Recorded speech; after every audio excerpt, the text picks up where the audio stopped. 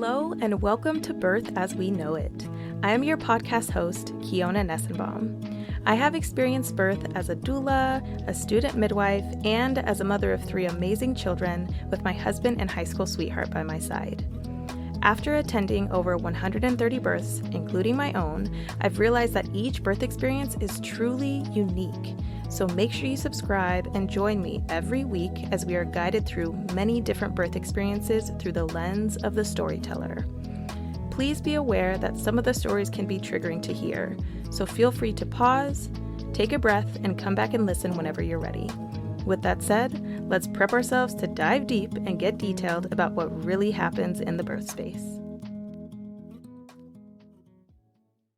As a reminder, this podcast is intended for educational purposes only and has no intention of giving or replacing any medical advice. All advice that is given on the podcast is from the personal experiences of the storytellers. All medical or health-related questions should be directed to your licensed provider. Also, there is mention of suicide in this episode at 1 hour and 30 minutes, and it's talked about for about 5 minutes. Before we dive into this episode, I want to read a podcast review with you. This review was written by XX Cuddle Muffin XX, and it's titled Real Stories, Real People, Raw Emotions, and it's rated at 5 stars. They write, Kiona is doing something so good here. So far, my favorite episode is number 28. This is such a good episode. I felt so invested in the story.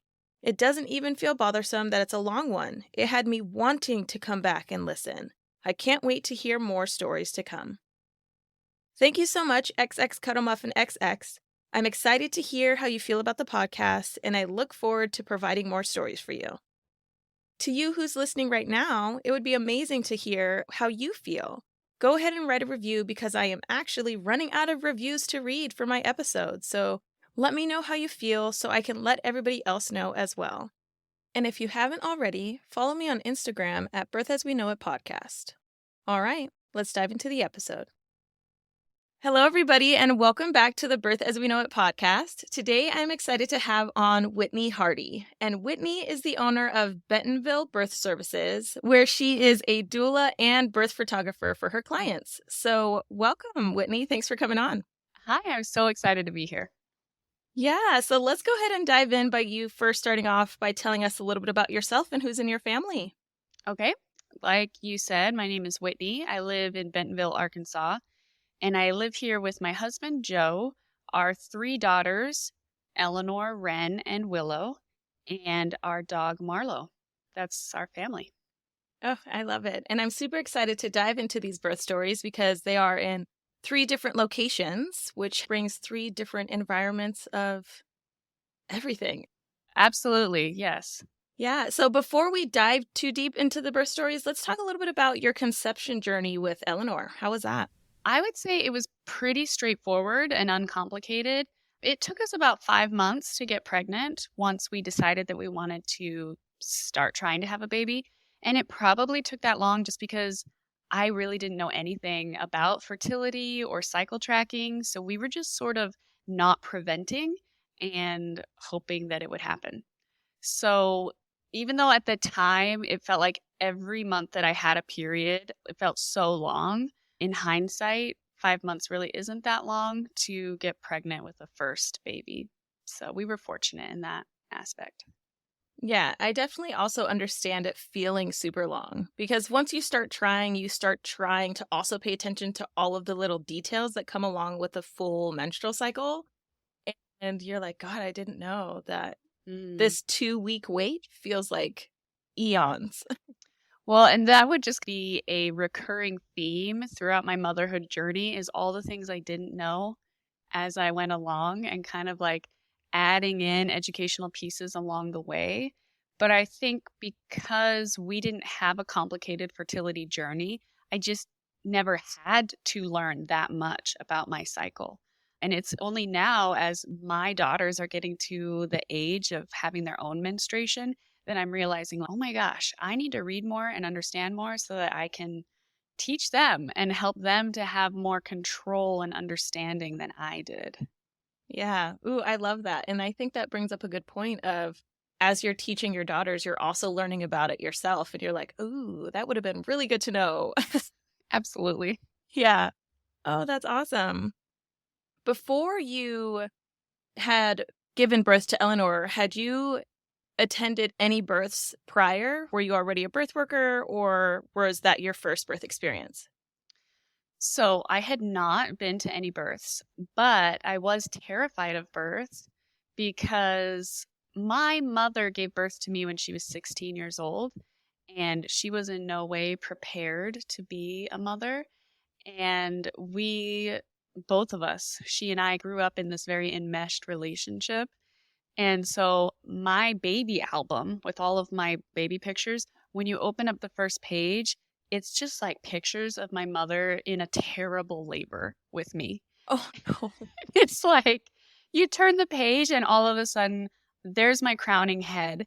And so that was sort of my introduction to childbirth, was like my mom talking about how hard it was and how awful it was. And looking back on it, I'm like, of course it was awful for you. You were a child. And, it was 1986. And so Lamaze was really big and she wanted to have this baby unmedicated. And she just had a really long first labor. So I just always grew up hearing that childbirth was, just terrible and something that I would beg to be saved from. Yeah, I honestly thought as I was growing up that if I ever became pregnant, I just thought it would be one extended anxiety attack until I finally had the baby, because I just had that kind of level of fear around it. Yeah, and I think that is just proof that words have power, man. Mm. Hearing your mom talk about how hard it was and how you would be begging for it to end, oh gosh, that would definitely plant some negative seeds in your mind about what birth actually is. And that goes to just show how her experience very much impacted the possibility of what your future experiences would have been. Mm. So, ooh, yeah. It does, yeah. And so when I became pregnant, my husband and I had just graduated college and he was still in college. So we were living in an on-campus housing situation with a bunch of other married couples who were starting their families.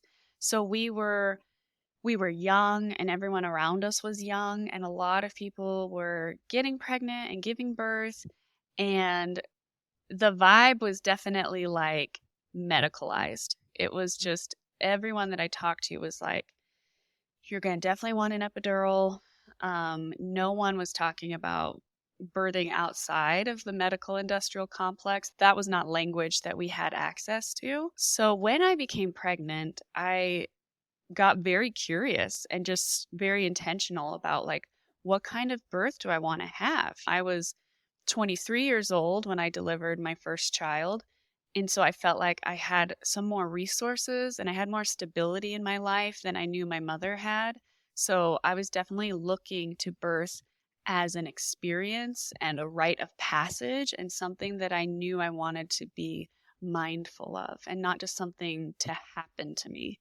So I had one friend in that whole neighborhood who had had her baby unmedicated.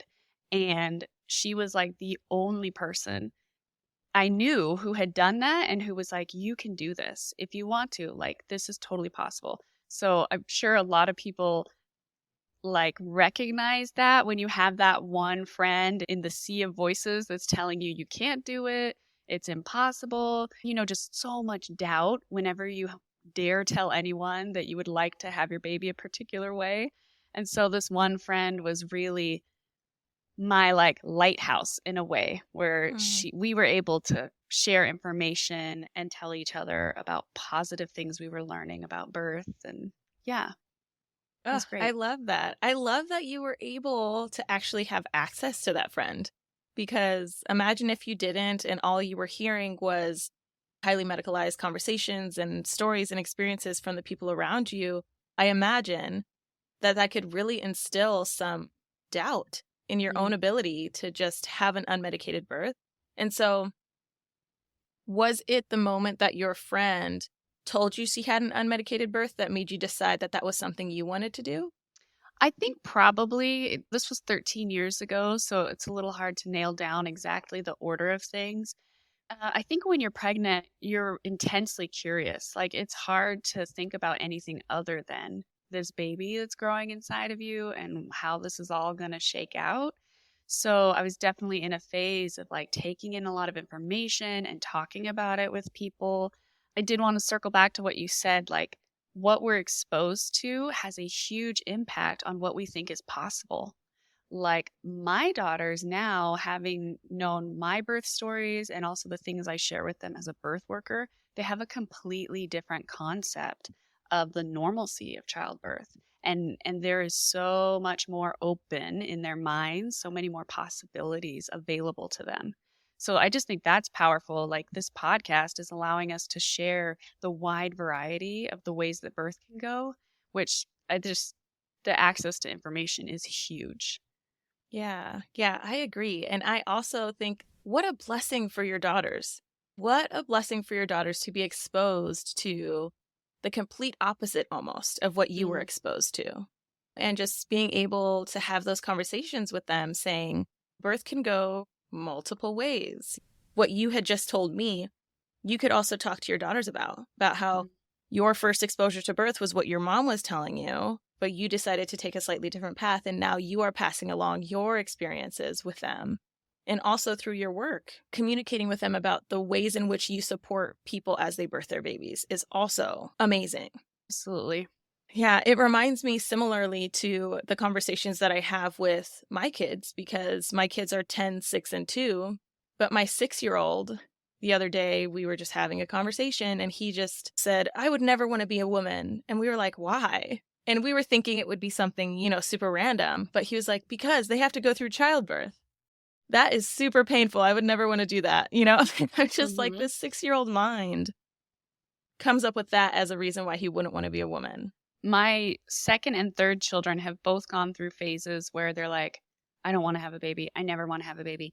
And it's just really simple to be like, well, you don't have to have a baby if you don't want to. Like, I know that they're thinking about like, well, this looks pretty intense. I don't know that I want Right. to go through that. And I'm like, of course you don't, because you're a child. So Right. just kind of like letting them know that I chose to have them and that so many things are possible when you have support and options. And then also letting them know, like, you have options. You do not have to have a baby. It's not your destiny to have a baby. So just letting them like rest from that worry when they're 6 years old. Right. Yeah, exactly. But I just think that the reason why I bring that conversation up at all is because just exposure, the kinds of conversations around birth that you have, because I am also a birth worker. So my daughter was talking about placentas in kindergarten, Mm-hmm. and we use anatomically correct language in our house. And so whenever we talk about like, oh, like what's hurting or what's that, and we answer, and because no, that's not your cookie, that's your vulva. Okay. Exactly. Because we don't want any harm being done. And that's Without. all such important work. It's all related. Like normalizing childbirth is bringing language to things, normalizing talking about these are the parts of our body, these are their functions, these are the way some people experience menstruation, these are the way some people experience childbirth and pregnancy. Like all of that knowledge is power in giving our children options that we may not have known were available to us. Right. Yeah, So exactly. I would have to say, along with my friend who was also in what I would call at the time, like kind of like the natural mama situation interest. At the same time, I had watched The Business of Being Born, and that was like a huge touchstone in terms of my education around what I thought maybe I wanted for birth. And yeah, that film really resonated with me. And that's what got my husband and I first talking about what if we do this without an epidural? What would that look like? What if we had this baby with some autonomy? And we kind of started from there, but we were ill prepared for the system we would be engaging with. And we were under resourced. It's just classic. Like, you don't know what you don't know your first time around. Right. So let's dive into that. So with your pregnancy with Eleanor, where were you located? Yeah, we were living in Utah, and my husband was still finishing his undergrad degree, and I was pregnant with Eleanor when I graduated with my undergraduate. So we were living in student housing, and our health care was all through like the university health plan. So there was a student health center, and then there were a couple of hospitals nearby where people would go to deliver their babies. We were definitely working within a medicalized system, and then we were sort of doing our own research and figuring out what we wanted and trying to figure out how to get that within the system. I feel like that is a common battle for many first-time parents, going to what's most commonly accessible or the pathway that's most commonly followed and doing the research along the way and figuring out how to navigate that system. Mm. Yeah, and it's so interesting to me because I hear you saying that you were in college and you guys decided to become pregnant alongside some of your peers who were also in college or finishing up their degrees, and you guys were all living together in this similar neighborhood. I think that is so interesting. I have not yet heard of something like that. Well, I'll just say at the time, I am no longer a practicing member of the church, but we both graduated from BYU. So I think if you were to interview other people who are members of the LDS church, you would find a really similar situation. And I think probably with maybe a lot of folks who have a spiritual or religious background that is more structured, you might find more occurrences of this where people are getting married young, starting their families intentionally and early, and also a lot like a strong culture around like our congregation, our neighborhood, our friends. It's all one kind of like one group. Okay. So, yeah, that's Yeah. definitely like a unique part to our story is that religion, our religious practice was definitely like part of our experience of the decision of when to have a baby and how we approached it. Yeah, I think that that is a really, really great point because everybody talks about community and the village of like raising a child and caring for a child. And it seems like it was expected in the trajectory of after being married young, the next step is to have a baby, start a family, and do these things. Absolutely. Like for the people that can't see, I'm nodding my head so hard right now because it wasn't until later in my life that I looked back and thought, wow, I didn't even really give that a ton of thought or I didn't really weigh my options. It was just the next step. It was like, hey, I'm going to college. Then I meet my husband. We fall in love. We get married. We've been married about a year. Okay, let's have a baby. That's what everyone was doing. Mm. So there were definitely benefits to starting our family so young, and there were benefits to starting that process within our religious community. There were also limits to that and downfalls to being surrounded by people who were also very young. Yeah, our village was not very diverse in terms of like age and experience. Everybody was learning alongside each other and just following, going to the next step. That is so interesting. Let's dive into some of the details of your pregnancy with Eleanor. Did you experience any health issues or any specific symptoms or anything like that? So my pregnancy with her was very uncomplicated. The things that stand out in my mind would be my husband had an internship in Houston for a summer while I was in my first trimester with her.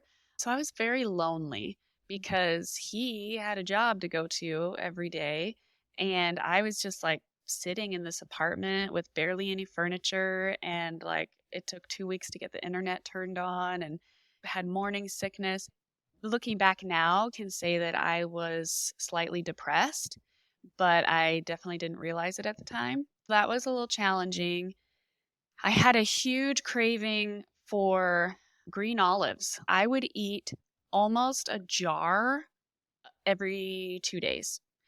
And it got so intense that I, at one point, realized my socks were crusty because I was sweating brine out of my feet. Oh, no. It was like the weirdest, and I tried to slow down after that.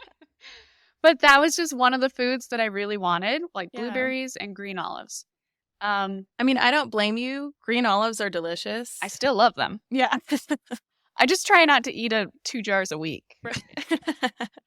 So yeah, we went back to Provo for him to keep going to school, and I continued on in the pregnancy. Yeah, I really didn't have any issues. The biggest issue was my choice of provider, because I did what I think a lot of people do. I looked at the list of providers that were covered by my insurance, and I kind of like pointed my finger to the page, and I was like, okay, we'll go with this guy. And early in my pregnancy, I said in one of my appointments with this OB that I was interested in having an unmedicated birth. And he said, well, you're welcome to try that, but most women don't. And if I could go back in time to that version of myself, I would take her little face in my hands and I would be like, baby, run, go the other way. Because that was a clear sign at the time that he was not going to be supportive of my desires, of my autonomy, and it set the tone for how the end of the pregnancy would go and how the delivery would eventually go. Let's dive right in. Let's do it. Let's do it. Okay, so as we get closer to her estimated due date, which was December 11th, my doctor starts saying, I think you need to be induced. We need to talk about the fact that it's really best if we induce you. And I continue to advocate for myself in appointments that I'm having weekly now to say I really don't want to be medically induced because I don't want to use Pitocin to start my labor because of my desire to have an unmedicated birth. So I just kept pushing this idea. I was like, I trust my body to go into labor on its own. But in the back of my mind, I was like, do I trust my body? Because the longer you're pregnant and the more that your doctor is telling you, just giving you that side eye, the harder it is to believe in yourself. So there was like this internal battle where I was starting to doubt myself, but then I was putting on a front of like, this is going to happen. And so as we get to my due date and then past the due date, I start going in for the periodic non-stress test. And baby Eleanor had been looking so good her whole pregnancy. And then he sends me for some ultrasound in which he says that like the pockets of amniotic fluid are looking low. And this is a reason why we should induce. And what I know now is that those late term ultrasounds are so unreliable. And I had done enough research that when I went in to meet with him, I was able to say, well, that's one way to measure is like the total sum of the 3 pockets. But another way is also if you just look at one pocket. And I do have one pocket, and I like had the printout, and I was like, according to this one pocket, it does appear that the amniotic fluid level is fine. And I remember I don't know if he was a med student or a resident, someone, he just kind of like looked slowly to my doctor, and I could tell he was really pissed that I like dared to have an opinion that was contrary to his. Right.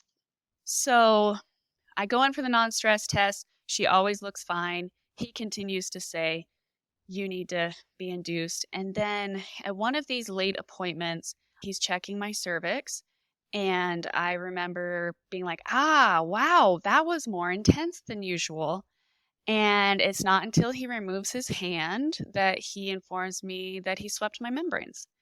And I didn't even know at the time to be upset by that. It just was something I kind of noted. But yeah, putting your hand inside someone's vagina and sweeping their membranes without consent is obstetric violence. And I'm a lot more comfortable to say that now. So that was like the second point where I would have been like, run, leave him in the dust. Yes. Yeah. I just didn't. I always love to say this to my clients because I feel like women and birthing people can't hear this enough. It is never too late to fire your provider. It literally does not matter what your insurance situation is. the impact that they will have on your birth is so important, and you can fire them when you are in labor. It is never too late to say, I'm not doing this with you. Mm-hmm. And the me now would totally do that. But at the time, I was young. I was trying to be polite. I was working within the system. I really wanted him to still like me and think that I was a good patient. Mm. Yeah. Mm. That is heavy. That's heavy. And I'm just sitting here as you're talking, just nodding. I am nodding and just like having my emotions over here, because that is very, very, very unfortunate. And he definitely utilized that power dynamic of, I'm the provider. Mm. We're going to do a vaginal exam. And I'm not going to tell you, but I'm going to do what I think I need to do. The minimal thing that I can do to force you into labor. Because you were post dates at that point, it sounds like. Mm-hmm. And he's like, yeah, we're going to have an induction. If it's not going to be medicalized, I'm going to play with your cervix, stretch it out, do all the things to make it to where you don't have a say, really. Yeah. It's unacceptable. And it was, well, there were more barbaric things that happened later in the story. So I'll just say that was a foreshadow of the way that this doctor practiced. During one of these late stage appointments, he said something that stuck in my mind forever and that I will never forgive him for. Here I am, very pregnant, vulnerable. Obviously, the choices I'm making around my body at my birth, I'm making because I care for my unborn child. And when I said that I did not want an induced labor, he said, well, you are weighing your desire for an unmedicated birth against the possibility of a dead baby. He said those words to my face. And I remember my face just flushing. And I was just like trembling with anger. And that was kind of the end of the conversation. And I went to my car and I just cried. Because we're not even in the realm of talking about not getting support. We're talking about cruelty in his words to try to manipulate me to do what he thought was best. Right. And I remember calling my husband and just being like, this is what the doctor said to me. And I'm so upset. Because you're always thinking, I had never had a baby before. So I'm still standing on the precipice of, can I do this? What will this be like? And now my doctor has planted this idea that, like, what if something goes horribly wrong and it's my fault? And that's the thing. We can't control it. There are things that do unexpectedly go wrong. But because he said those words to you, if anything at all did ever go wrong, you already felt like you were to blame. Mm. So yeah, there was a dynamic between my doctor and I that was definitely like me versus him. Mm-hmm. Like me and my baby versus this doctor and this system. And so I did feel alone. And he eventually got me to agree to an induction date at, I think it was like 41 weeks. And what ended up happening, I had no signs of pre-labor. I was pretty like classic first-time mom in the sense that like no warm-up contractions and just no nothing.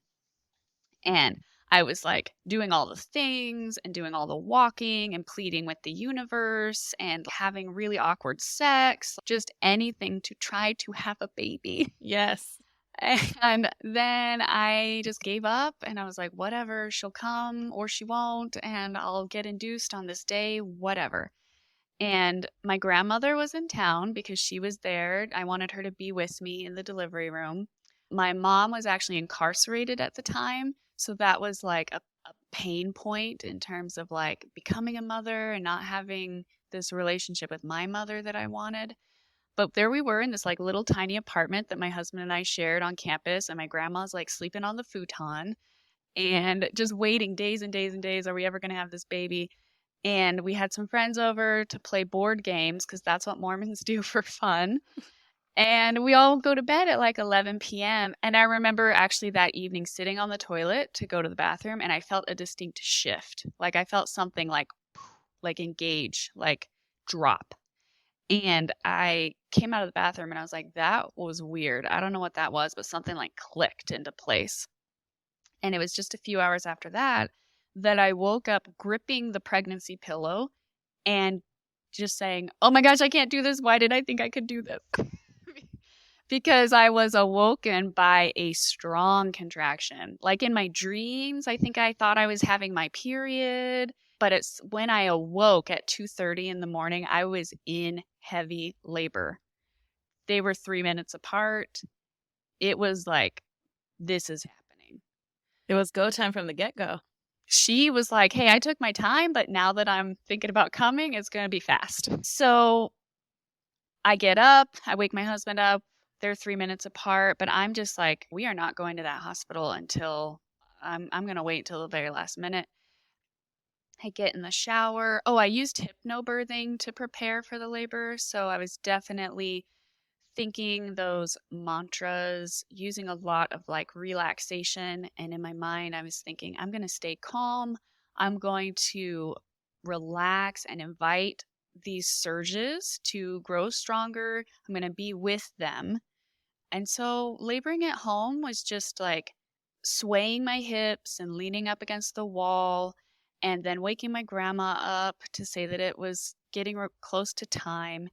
Spent some time in the shower and I was like, oh, I love this. It cuts the pain in half. Feeling that water on my back.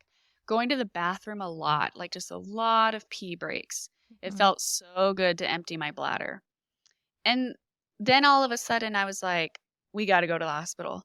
And I felt like no one could move fast enough. Like no one understood. I said, we have to go now. And I had 3 contractions on the way out to the car. And my husband opens the door for me. And I'm like, forget it, damn it, Joe. Just get in the car. Like, I don't need you to just get me there. And the whole, just classic, like driving, being mad at every speed bump, every red light, feeling like this is the worst thing of my entire life. And then we finally get there.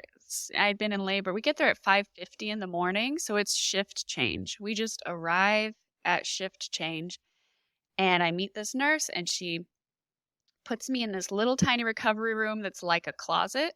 And she checks my cervix and she's like, wow, congratulations. You're 5.5 centimeters. You're doing so well. And then she just leaves. She's like, look, we're doing a shift change and we're really full tonight, but you just chill here and someone will be here. And, you know, they put me on the strip, basically. They're trying to get their like 20 to 30 minutes of heart monitoring on the baby. So I'm standing in this room and I feel like they've just forgotten about us because, you know, when you're in labor, your sense of time is all kinds of weird. And there's no bathroom in this room. And I have to pee. And so finally, my husband just pushes a trash can over to me between my legs. And I just urinate in that trash can. And I'm like, oh my gosh, that feels so much better. Good on your husband. Good job, Joe.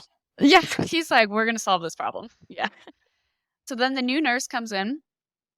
And I'm just thinking to myself, like, oh, I'm going to get into that room with the jacuzzi tub that I've been promised, and I'm going to keep on laboring, and it's all going to be good. And she walks us to our room, and it must be quite the sight because my grandma's like carrying our little boom box. This is 2009, so I don't have any sort of iPod or anything. We're just like CDs, like meditation CDs in the CD player, and we're just shuffling through the labor ward. And we get into the room, and I notice there's no tub. And I said, what's up with this? And like, well, we're really full tonight and there's not a tub room available. And I was like, okay, well, that's some bullshit, but whatever. Right. So I keep laboring and my preferred way to labor was on my 2 feet, leaning against my husband, like a slow dance where I would just drill my forehead into his sternum and lean forward and keep my knees really soft and just sort of rock and sway. And at some point, I remember I'm verbalizing and vocalizing a lot. And the nurse is saying, like, do you feel it more in your back? And I was just like, I didn't really have words to explain what I was feeling. I was like, everything below my sternum is a ball of pain. That's all I know. Yeah. It's a pretty good explanation, I would say. Yeah, so at some point she says, "Well, you're doing great. You just let me know when you feel a lot of pressure and you want me to check you." And so I go along and I keep laboring, and then at some point I'm like, I feel a lot of pressure. I think you should check me. And I'm feeling like, it's got to have been a couple hours since we got here. So she checks me and I'm a 6. And I was like, "Oh no. Mm-mm. Because you No. were 5.5 when you I first got was checked. 5.5, and now I've been working so hard and I'm a 6." And I was just like, I think they, tried to distract me, like sent me to the bathroom to do, because everyone knew that I didn't want an epidural. But I'm doing the mental game at this point that I think everyone who attends women in birth knows that you're doing that math. And you're like, okay, it took me this long to do half a centimeter and and so at some point, these contractions are really intense. They're like right on top of each other. And I start to say, I can't do it. I cannot do this. And my nurse, Jill, she says, "You can totally do this, honey. You're just in transition." And like being the smarty pants that I was like, transition doesn't even start till 7. And I'm not even at 7. So I'm just like mad at everyone. And then I finally say, oh gosh, I'm a little unclear about what happens first, but at some point I'm having contractions and I feel this crazy pop. I like hear it, feel it, and the thought in my mind was I just broke my back. I was like, that was my vertebrae. I just was so sure. Like that's looking back, I was having back labor, and that's why when I heard that pop, I thought it was my back. But then the water came out. So I let everyone know, "Hey, my water just broke." And if I thought it was intense before that, it really hit the fan after the water broke. Her heart rate dropped in the time that my water broke, and so all of a sudden all these people rushed into the room and they put me on the bed on my side and they put an oxygen mask on me, and it was very scary. And my nurse Jill was like, "We're still trying to get her heart rate up and it's not really recovering, so I need to use my hand to stimulate her scalp." She puts her hand up in my vagina and is like pushing past my cervix and like rubbing my daughter's scalp. And I am screaming. I'm like, "I hate you. You're the worst person. I'm just like losing it. And she's so empathetic and compassionate. She's like, "I know, sweetheart. I'm so sorry." So they get the heart rate to recover. And then I don't really feel like this was a discussion. They just kind of inform me that because I'm not able to keep the monitors on my belly and they've had this scare with the heart rate, they're going to insert a heart rate monitor into her scalp. And I don't think that I was fully aware of what this tool was and that it was like almost like a little teeny tiny screw that went under the scalp. I'm just sort of in labor land trying to cope. And also at this point, some other nurse informs my nurse that there's meconium in the water. Mm. And so my nurse says, "Well, we're also going to put in like a tiny hose that will put saline up inside to try to dilute the meconium in the hopes that she won't need respiratory help when she's born." So now I've got like, I don't know, what do we have? Like 2 wires coming out of my vagina taped to my leg. It's definitely not the vision of the unmedicated autonomous birth that I had. Also, we switched from a HEP block to a full IV when we had the heart rate drop. But I'm just like gritting my teeth and getting through this. And I get back up on my feet. I find with all my labors that standing on my own 2 feet is like my position. Like I am above the contraction. I feel like I can cope. Any kind of laying down is just horrible. So at this point, I think that it gets blurry about how many times someone checked me. I mean, the hands were just up there. Yeah. Yeah. And at this point, I don't even care. I'm like, I'm just hoping that one of these times they're going to put a hand up there and be like, "It's time to push." Right. So during one of these checks, I get informed that I'm still 6 centimeters. And I was like, that's it. That is it. And I turned to everyone. I said, "I want an epidural. I want an epidural now." And they're like, "You're doing it. You're doing so great." And I looked them in the eye and I was like, "I know what I told you. And I changed my mind. And I want the epidural. I want to enjoy meeting our daughter. And I'm like crying to my husband. I'm like, just believe me. I want an epidural. So they're like, okay, we'll call the anesthesiologist. And this is a really important turning point in my birth because I give up. I have been strong. I have been logical. I have been telling myself that I need to prove to everyone around me that I'm strong enough to do this. I need to keep my noises under control. I need to convince people that I can do it without an epidural. And now that I have said I want one, I lay down on that bed and I just like surrender and I let go. And in my mind, I'm dealing with all of this like disappointment in myself, but also just a lot of pain from these contractions that are right on top of each other. And so I'm doing this thing in my mind where I'm like, it's totally fine. So the birth isn't going how I wanted. That's fine. I just want the relief. And I'm also like yelling, like just really letting it go. Because in my mind, I'm thinking, I hope this whole hospital hears me. I hope this whole hospital knows the kind of pain that I am in. And I'm like, maybe he will hurry up if he hears me. Yes, that is the anesthesia call. Yes. So I go from being like, to being like, just like really, I want everyone to know that I am suffering. I wait about an hour for the epidural. I have this like time where I'm laying in bed, just like, gripping the side of the hospital bed and just really having my process, as Right. I would say it. And then at some point I start going like, ooh, and my nurse says, hey, it sounds like you might be pushing. Do you want me to check you and see if it's time? And I was like, yeah, whatever. So she checks me and she's like, you're 9 centimeters. And right then the anesthesiologist comes in with his cart and he's like, hey, I'm here. And I was like, get out. Forget it. Like, I'm 9 centimeters now. I can do this. What took you so long? Yeah. So I get this like renewed energy. I get back up on my 2 feet and I'm like 1 centimeter to go. And like my eyes are on the prize. I'm having this baby. So Jill checks me a couple other times and she keeps saying something about a cervical lip. Like, you just have this one itty bitty lip and it won't get out of the way. And at some point I was like, cut it off. I don't need my whole cervix. Just cut it. Like I was just so desperate. And at some point she checks me during a contraction and she can see that the lip is reduced during the contraction. So she's like, I'm going to call you complete. So I'm like, great, let's do this. Let's push a baby out.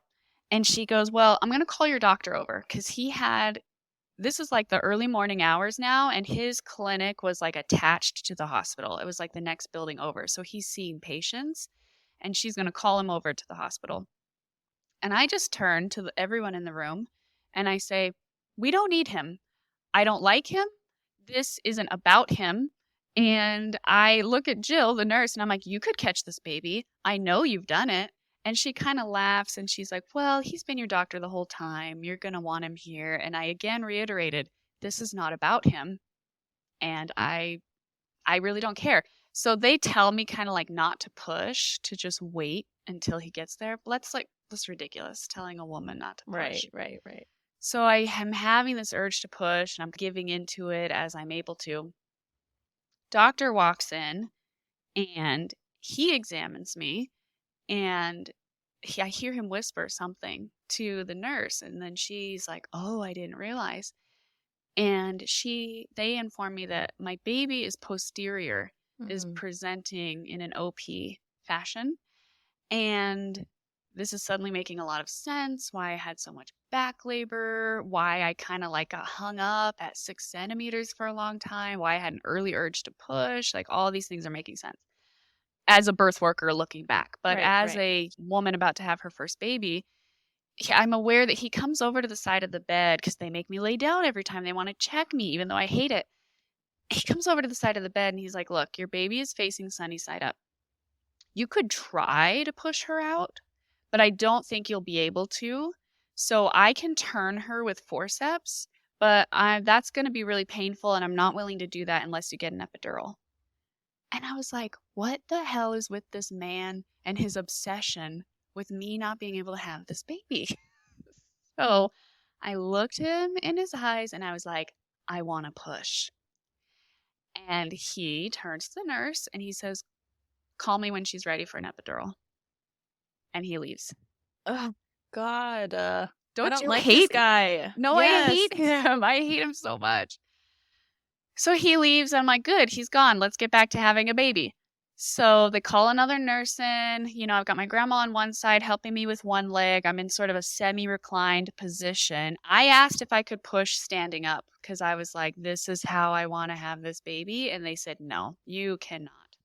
And I'm done fighting. I've got Right. tubes. I also have, oh yeah, this happens later. Okay. So I start pushing. They've got the bed sheet in the like loop. So we're doing the tug of war. And then at some point, Jill says, I need to give you a catheter because I think that your bladder is getting in the way. And I'm like, I can just go pee. Like, I'm not epiduralized. And she's like, no, we can't let you do that.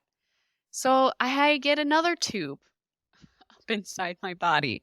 So then we continue on pushing. And it turns out like that motivation of him saying, if you can't get this done, I'm basically going to pull this baby out of you. It was like incredibly effective. And I pushed like the dickens. And it felt so good to push. I don't know. It has always, to me, been such a relief to be done with laboring and having to like relax and to have something to do. So pushing felt like I didn't even care that it hurt really because it just felt like good to be doing something. Right. Turns out I'm just a great pusher. And I hear the nurse say, we need to get that doctor back in here. And that just like gets me. I'm like, well, maybe I can have her before the doctor even gets here. So I'm just pushing even harder. And then she's like yelling. She's like, we needed the doctor in here yesterday. Where is he? And he walks in with his medical student, like, as I'm crowning, basically. So I'm just like, this is happening. The sun is coming up. Let's have this baby. Let's be done with this. And I'm really into pushing. And then at some point, it starts to burn. And I'm like, well, it's got to get worse. That's not it. That's not the full burn. And I'm like psyching myself up because, you know, I'm like, I'm going to make it. And then I'll tell you more about what happens at this moment later. But the way that I experienced it in the moment is I started to stop pushing on a contraction and everyone was like, don't stop, don't stop. She's right there.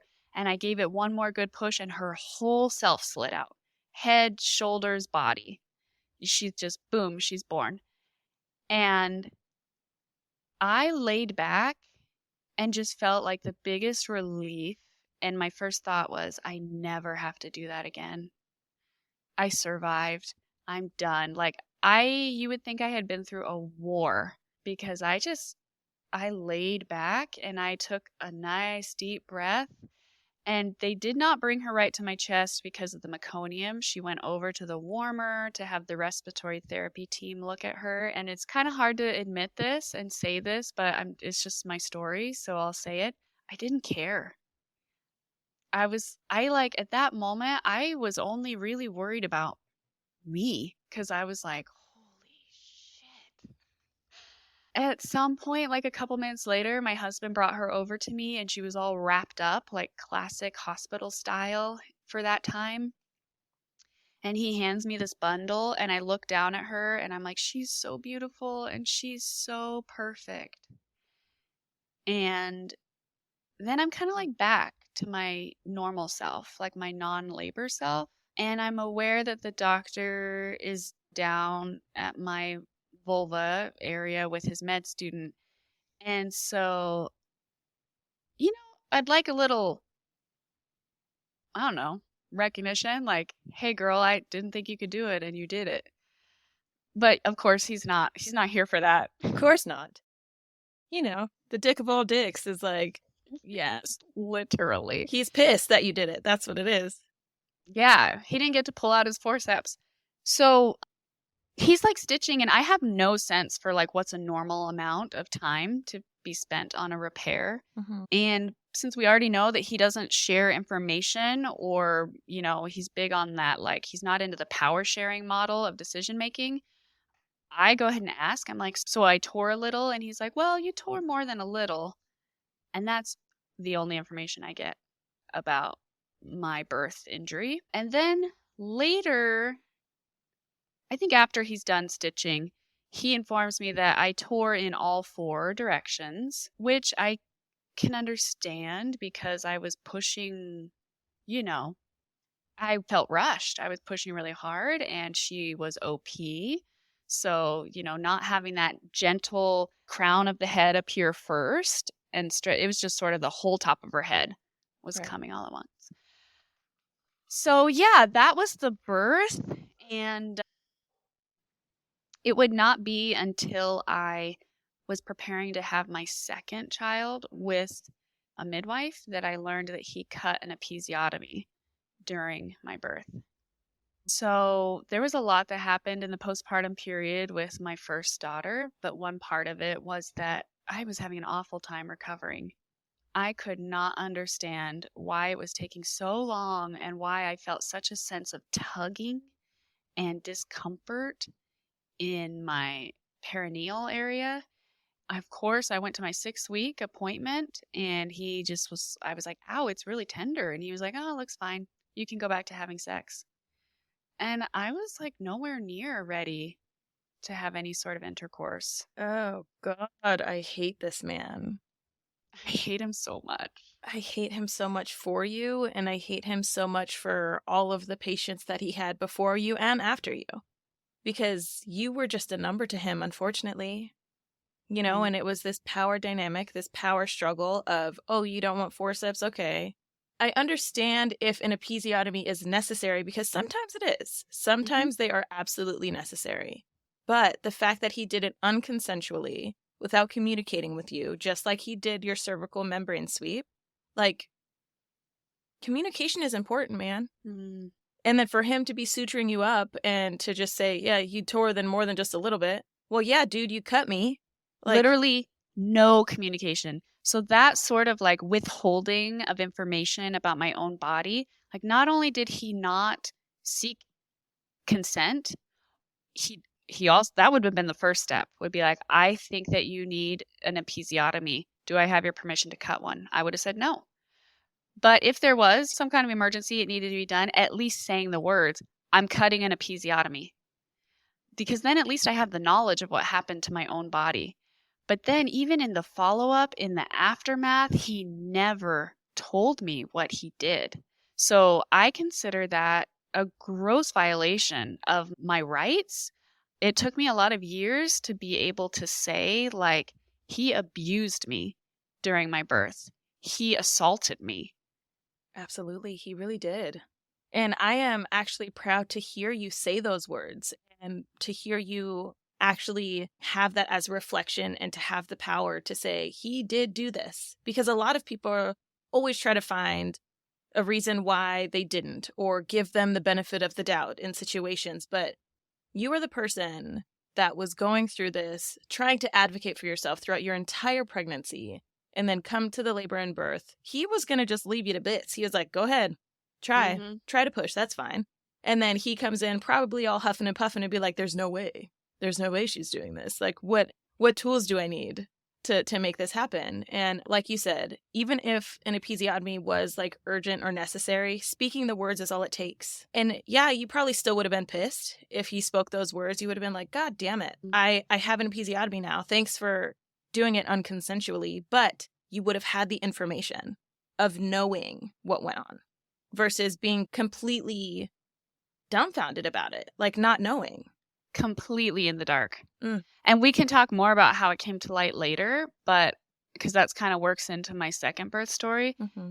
But I just feel like the fact that he did that he never talked to me about it, not while I was in the hospital, not when I came to him at 6 weeks, that shows that he assaulted me, that he hurt me.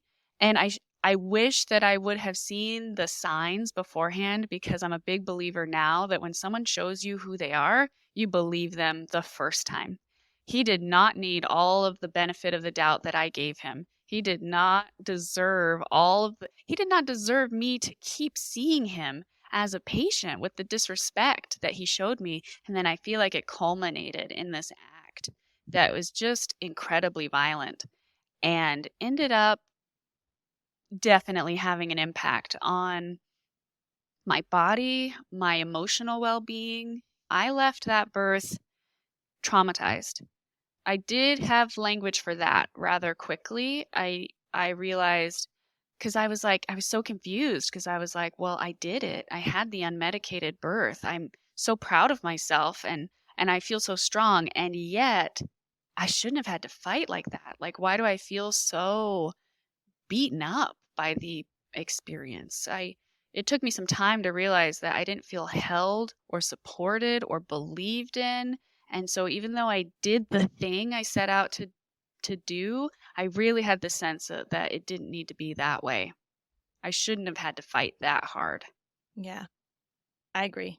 You shouldn't have had to fight that hard. And the fact that you did, first off, you're hella strong, because I don't know who could have just continued to, in such a vulnerable state, push and push just for your own want and rights, for your own rights of being able to try and do these things without feeling all of this pressure. So good on you, Whitney. You are so strong. You're a badass. Thank you so much. You're so kind. That's hard. That is so hard. And you got through it, and you had time to look back and debrief with yourself and those around you potentially, and to realize, yeah, that was traumatizing. Yeah. Yeah. I think we should dive into the postpartum. Yeah, let's do it. I was just about to say, let's talk Yeah. about how that experience in itself impacted your postpartum recovery. Absolutely. So I'm a big believer that people who experience a traumatic birth are at greater risk for postpartum mood disorders. What I did not know at the time that I had my baby is that I was also at a high risk for postpartum mood disorders because I had a substantially high trauma load from my childhood. And when I'm working with clients now, we're always talking about their history, because we do a disservice when we kind of like pick out that childbirth and postpartum period as one part, as, a singular part of your life, because it really is impacted by what came before. Mhm. So as a young woman who had grown up with a lot of neglect, a lot of addiction in the household, a lot of turmoil, I did not realize how wounded I would be when I had my first baby, and suddenly now I'm in the position to be the mother and to give the things that my mother wasn't able to give to me. So my postpartum experience was definitely, it was awful. It was really awful. I had mastitis within the first week. I should have gone into the ER, but I was like, well, we have to wait for the student health care center to open. So I went to bed with a fever, and by the time I woke up in the morning, I could barely raise my arms, and I was nauseous, and I had a pounding headache. So they see me in the health center, and they give me antibiotics. I didn't really have any lactation support to speak of. I knew that I wanted to breastfeed my baby. I'm recovering from what I now know is, I still don't know the degree of the tearing in all of my poor vulva vagina, but I had an episiotomy, a medial lateral episiotomy that I was healing from. And then there's just the emotional, like, this baby, I love her so much, but she needs so much, and I'm so uncertain about how to feed her, and I'm not getting any sleep. And I was not informed about breastfeeding. I wasn't educated. I didn't understand the supply and demand relationship there. I knew that I was desperate for sleep. Gosh, what else happened? At some point, my husband went back to school. She was born on December 17th. We had Christmas, and then he went back to school, and I was just like alone with this baby. And in this really sweet community of people, everyone was saying like, oh, don't you just love being a mother? I love being a mother. And I was like, oh, I think I've ruined my whole life. I think I had this really great life and then I went and had a baby and now it's all ruined. So I felt I was very isolated and alone. And my husband was loving and caring, but he knew less than I did. So he was sort of that like, I want to support you however I can. But what was like, neither of us knew what we needed. So yeah, I had a lot of judgment for myself because I thought I was going to be a certain kind of mom and I had these really high expectations. At some point, the sleep deprivation got so bad that I remember breastfeeding her in the rocking chair in the middle of the night. And I maybe had like, I don't know, a touch of psychosis or something because I was holding her and I had her to my breast and she was looking up at me in that way that small babies do. And I felt terrified. I felt like she was scary to me in that moment. And I was scared because I was alone at night. My husband was sleeping in the next room. And I was just like so disturbed by the way that she was looking at me while she was eating. And I remember putting my hand over her eyes and just like being like, okay, just feed her and put her back to bed. And it was freaky, honestly. Like it was dark and it was scary. And I didn't think I had postpartum depression because I kept Googling the symptoms and I felt connected to my baby and I loved her and I didn't have any thoughts of harming her or harming myself. So I thought, I don't have it. And I would just like to make a PSA that if you're Googling the symptoms, you got a problem. Right. Need help. Right. 100%. Yeah. Yeah. And then I think I was just highly anxious also. I had a hard time resting. I felt for a long time. It could have been like a trauma response from the birth or from my childhood, but I was highly tuned into her and I felt like I was sleeping on top of my bed. Like I was never really resting in the bed. I was sort of like my whole body was on call all the time. And yeah, that just lasted, honestly, for a long time. Yeah, that is a lot. And I think that it's really important to mention what you were saying about how when you were Googling the symptoms, you didn't have a worry about harming your baby, you didn't have a worry about harming yourself. But that I wrote that what you just said down. If you're Googling the symptoms, you've got a problem. Because it's so true, because you're looking, that is an indication that you don't feel quite right. You don't feel quite right. So you're like, what is this actually? What is postpartum depression and do I have it? And I think that it's important to mention that postpartum emotions and hormones don't just stop at depression. There's also anxiety. There's also psychosis. So there's so many different things and it's so hard to put the entirety of a postpartum experience into these boxes or into these labels. And so I think it's really important that you said that and mentioned that because it's true. Yeah. I think in recent years, we've gotten a lot better at expanding our definition. The very words that we use, perinatal mood disorders, that's way better. And just letting people know there's a difference between the up and down emotions that you feel as a new parent or as a pregnant person versus the sense that you have lost yourself, that you no longer feel like yourself. You don't have to have this very, like you were saying, narrow definition, like, oh, I'm thinking of ending my life. No, it could just be like, I don't feel like myself anymore. I don't recognize myself. That is enough to say, hey, you need some more help and support. Yeah. Yeah. So what ended up actually happening in my story is that we just sort of like outgrew it. I never got treatment for that. We just ended up moving on with our lives. My husband graduated from university and got his first job in New York City. And so we took our 6-month-old baby and we moved to a new city and started the next chapter. Yeah. Yeah. And I can tell you right now that many of the listeners can relate to that, can relate to the just moving on. There are some that can't, but there are also some that can. And I would possibly say the majority of people, especially with first-time children, have that experience of just moving forward and not realizing that they were actually going through things mentally, emotionally, and hormonally until you look at your experience in hindsight. Absolutely. I didn't realize what had happened until it resolved. Mm-hmm. Yeah. Oof. Yes. Okay, so I really still want to get to your next two birth experiences because this is a humongous experience and there's no way that it did not impact the decisions you made with your future pregnancies and births. So let's start talking about your pregnancy with Wren. What was your conception journey with Wren? Oh, Wren. She was our oopsie baby.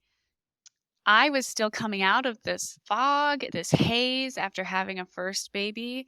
We moved to a new city. I had new friends. I started to get more comfortable in my parenting. I left the society we were in that felt very kind of suffocating to me. And I met these new people who helped me understand an expanded way of being with my religion, with my parenting. And I started to feel like, oh, yeah, I can do this.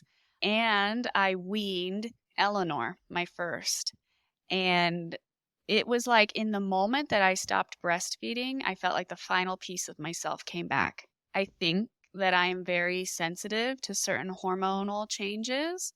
And in my experience, breastfeeding my children has been really difficult. And upon weaning, I am able to like feel like myself again. And how old was Eleanor at this time?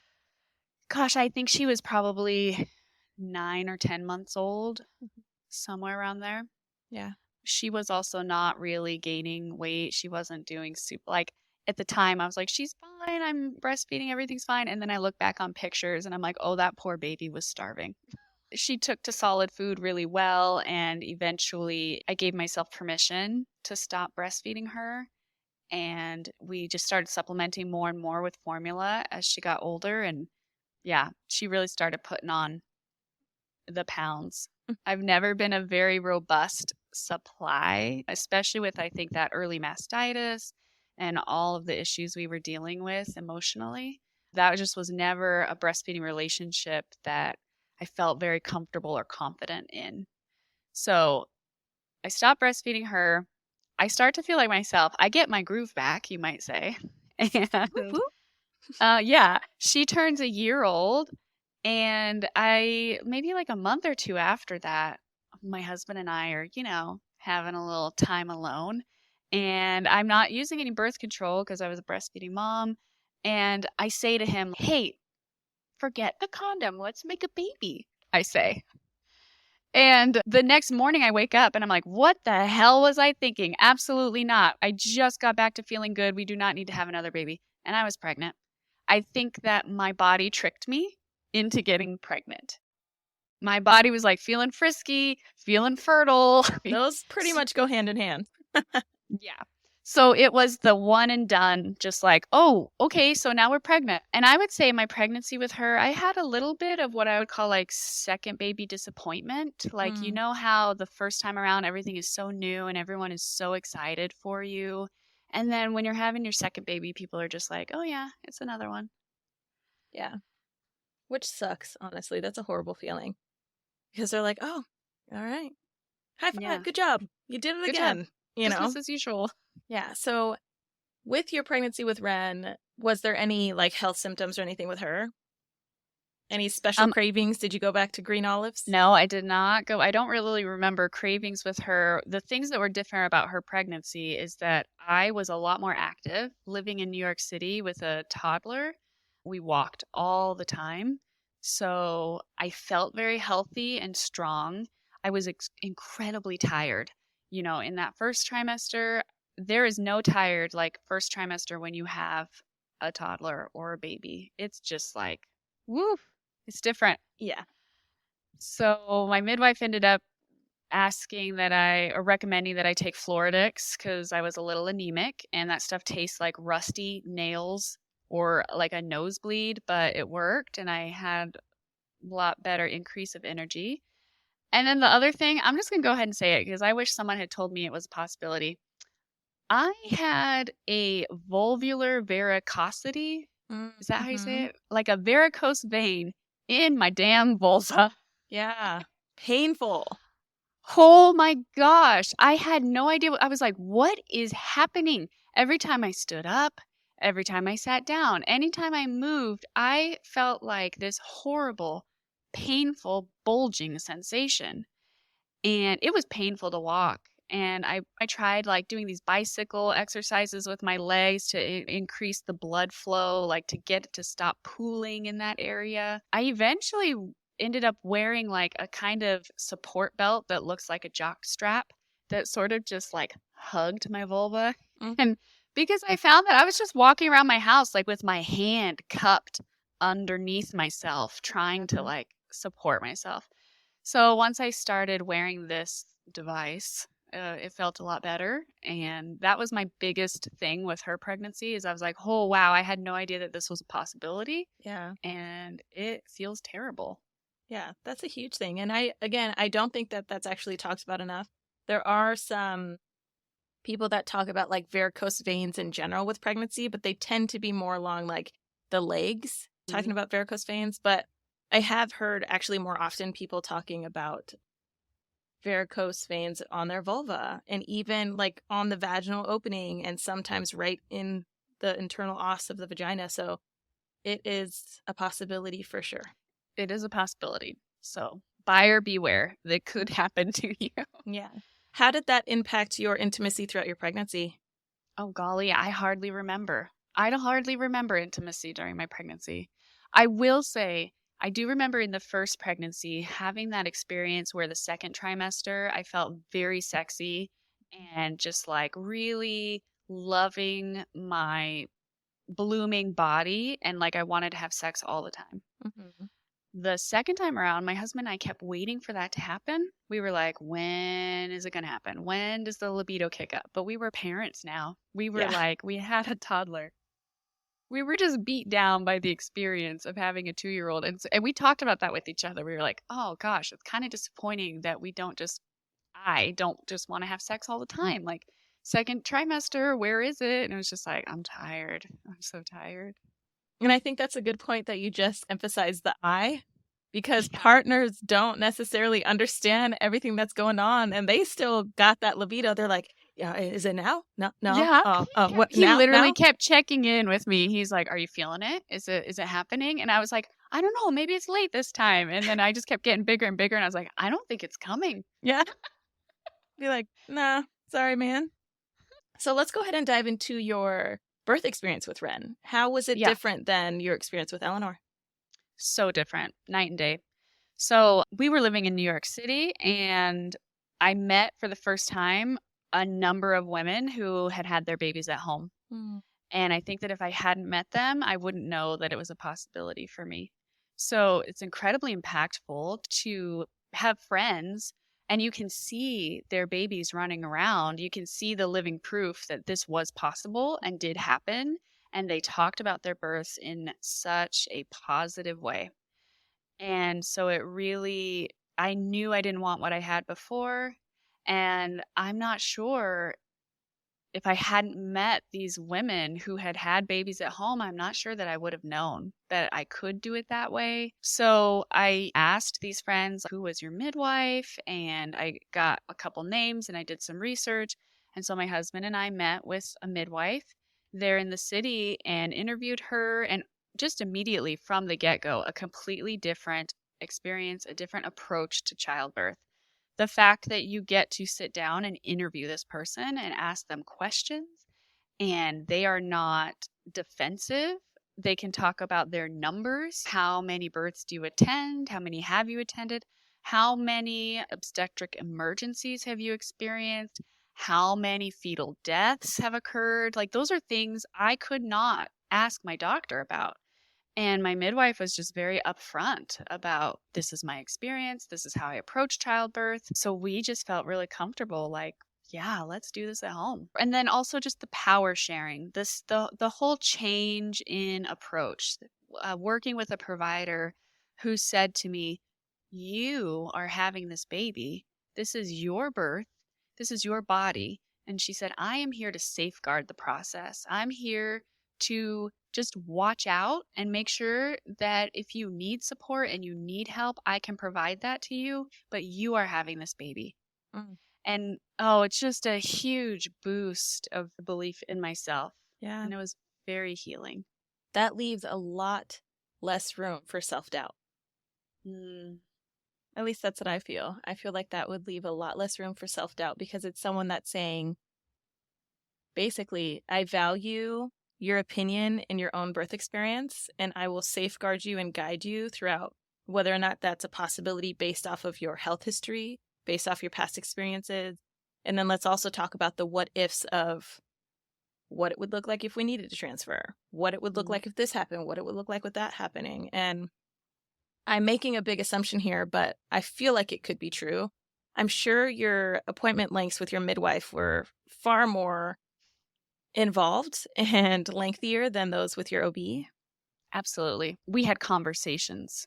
There was a lot more interest in how are you, Whitney? How are you feeling?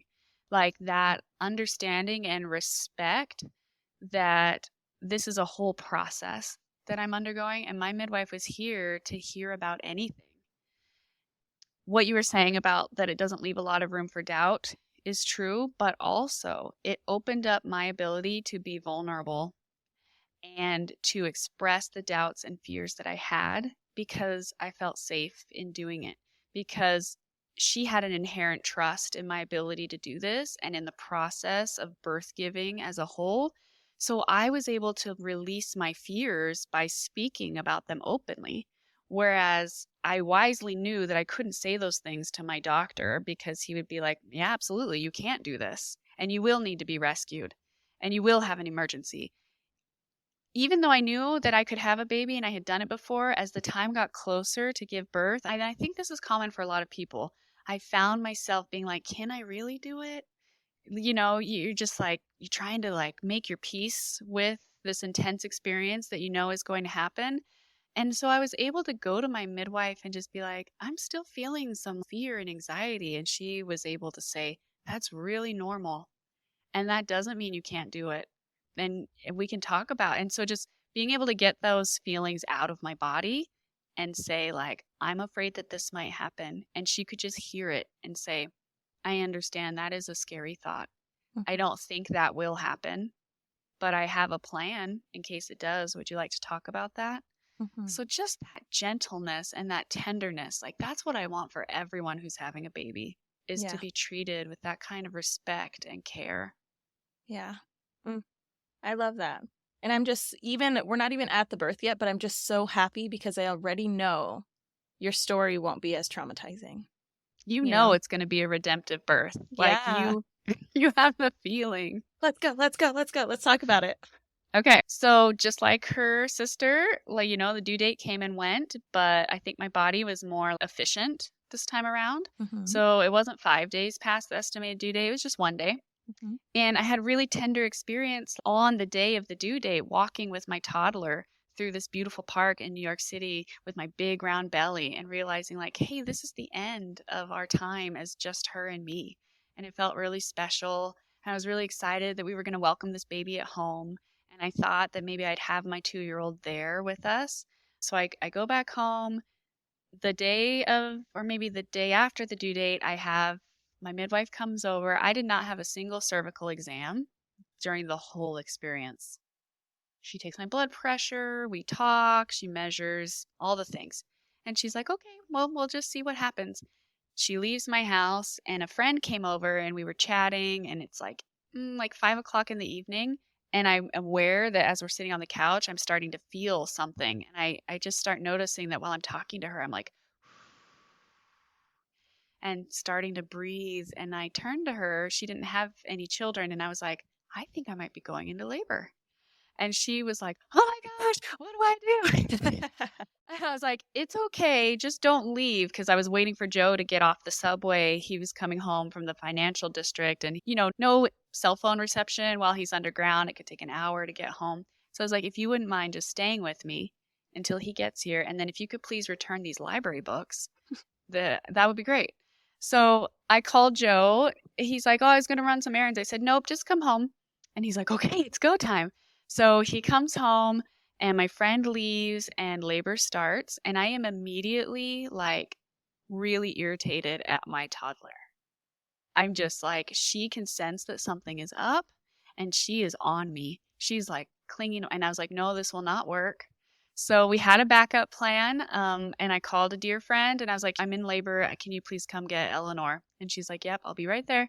So Eleanor stayed the night at a friend's house. I call my midwife and I said, hey, and she'd like just gotten back to her house because we lived so far apart. And I was like, I'm in labor. And she's like, no way. Okay, well, I'll start headed your way. So Joe he gets the birth tub filling up, and I'm like, I'm gonna have this water birth. I call my best friend in New York City. She was a doula. Oh, prior to this, I have to say, was my first time attending a birth that wasn't my own. As a photographer, I had friends who were having babies, and I asked a friend who was having a second baby, could I photograph your birth? Is that something you'd be interested in? And she was like, absolutely. So I attended this birth, and my best friend was serving as her doula, and I was the photographer, and she had this beautiful birth center birth. And that's where I got the call where I was like, I need to always be doing this. And while I was pregnant with my second daughter, I attended some other births, including a hospital birth in New York City that like re-cemented my idea that I was not going to have a baby in the hospital in New York City unless there was a medical reason to do so. That triage system felt like you were on a subway platform. It was noisy. It was messy. It was like brash. Sorry, Dad, you got to sit out here. We're taking Mom back. And I was like, absolutely not. So that friend who was also a doula at the time that was our plan, to just have my husband, myself, the midwife, and my friend. So I call her and I say, hey, I'm going to have this baby. You better get over here if you want to see it. And we're just sort of laboring, and the midwife comes over. I was playing my birth playlist. I always love to have a specific playlist for each labor. I find the lyrics to be interesting, like what I choose for each one. So I'm laboring in my daughter's bedroom in our little tiny apartment, and I tell the midwife when she comes, I'm like, maybe I called you too early. Like, I don't know, because I felt so good. And she's like, it's all right. You're laboring. I can see that you're laboring. Just, she's like, I'm going to go park my car, because she just put her hazards on and came up to check on me. So she's going to find a parking spot. I decide to get in my regular bathtub, and my friend comes over while the midwife is parking her car. And I'm just like listening to the music play, and I'm in my nice deep bathtub. And all of a sudden I'm just like really focused. I think with my second daughter is where I really tuned into this idea of like ocean waves and like diving down, down, down into the calmest part of the ocean as the wave would crest. So I had this experience as a child swimming in the ocean, and I was aware of like sometimes when the water gets really choppy, you have to dive down in order to find a quiet place. So I was really tuning into that.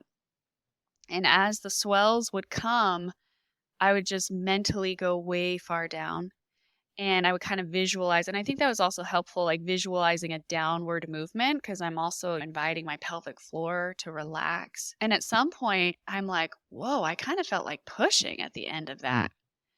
And I tell this to my friend who's holding my hand, and she's like, well, okay. And then the midwife comes back, and B tells the midwife, hey, Whitney says she feels a little bit like she might want to push. And my midwife was like, I don't know, because I was so calm. Like I looked barely in labor.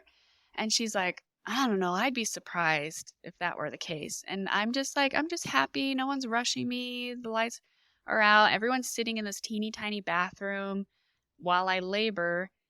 And Dust in the Wind is playing. And I'm thinking of these lyrics. It's like, don't hang on. Nothing lasts forever but the earth and sky. And I'm just like letting it come and go. And I'm totally at peace. And at some point, I look up at my midwife and I say, I don't want to be here anymore in this tub. And I was like, I don't know where I want to be, but I don't want to be here. And she's like, okay, well, just stand up and you'll find where you want to be. And I stand up and my husband's helping me up and my water breaks. Just like gush. And you can hear it like splashing into the water. And immediately her head is right there. And I'm shocked because I'm like, there is no way it's time to push this baby out. Like, I have not hit the milestone of, I want to die, please kill me. Like, I was shocked. I was like, I cannot believe I'm feeling like, but at the same time, it's all happening, kind of quickly. So I start to stand up, my water breaks. I grab a hold of my husband, like I'm hanging from his neck, and he's like stabilizing himself against the wall because I'm just pushing and my legs are like coming up off the floor of the tub and I'm pushing and I'm kind of surprised. I'm like, wow, I'm pushing. And I think it was just one push. I feel this burning. Maybe it was two pushes, not really sure. My friend is like pouring water down my back and it feels so good, just like helping to ease that burning. And then the burning stops and I was like, oh no, did she go back in? And they're like, no, her head is out. And this was so bizarre to me because my first child was born all in one fell swoop.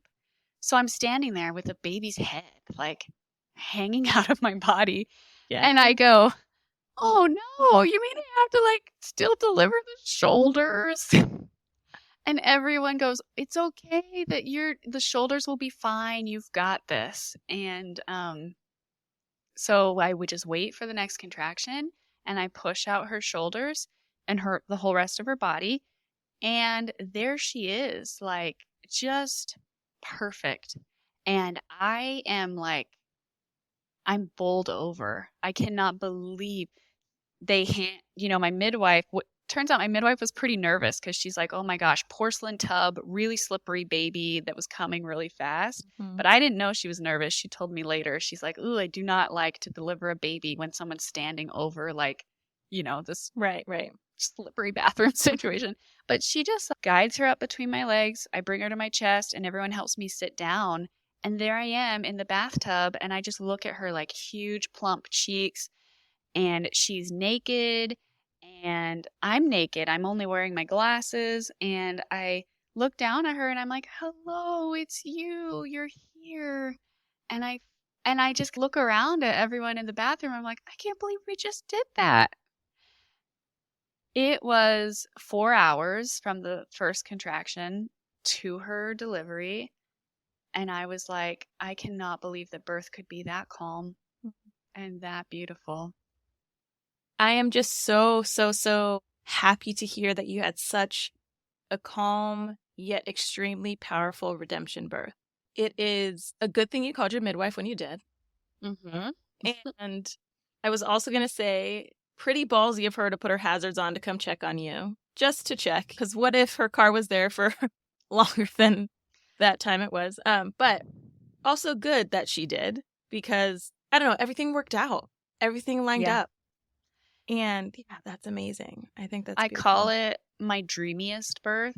I hold no qualms about saying I have a favorite birth, and it was that one, and it was healing, and it was everything I needed.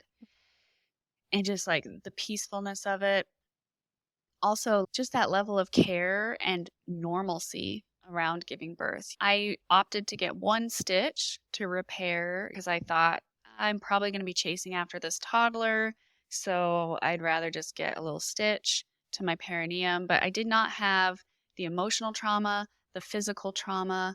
I felt so held and cared for as compared to the first birth. Never got to use that birthing tub that was just sitting there all full waiting for me. But everyone, like my midwife and my best friend, like cleaned up, and my best friend cooked us a meal. And we laid in our bed eating pasta and looking at our baby who was nursing happily and just feeling like, and then they left. And we were like tucked into bed by 10:30, just the three of us. And it was so beautiful. And I knew then what birth could be. Mm. And it was healing and powerful and also incredibly normal. Yeah. Mm. Did anything go through your mind at that point, immediately postpartum, about what your mother was saying about birth? Did it pop up and Mm. say, oh, this is so different? I did not really think of my mother Mhm, really at all mhm, in that. By that point, she had really declined in her own mental health and like ability to function. So we had a strained relationship. I was living in New York City. She was living in Wisconsin with some random dude. And we were just trying to navigate, like, she wanted to be involved in my children's lives, but I was holding a firm boundary of protection around myself and my family. And she met my daughter once. She met Eleanor on Skype mm, when I was very pregnant with Wren. And I know that my mother loved my children and I know that she loved me, but she was never well enough to be able to be present. And as hard and complicating, it was a very complicated decision that I made to not allow her to come, but I just knew that I had to protect my children. And so we made plans for her to meet both girls that she wanted to come out and visit us in New York City. And I just said, "No, Mom, we just can't do that, but we'll come see you." And so we had plans to see her in the spring and to bring the girls. And I guess we're leading into maybe the hardest part. mm.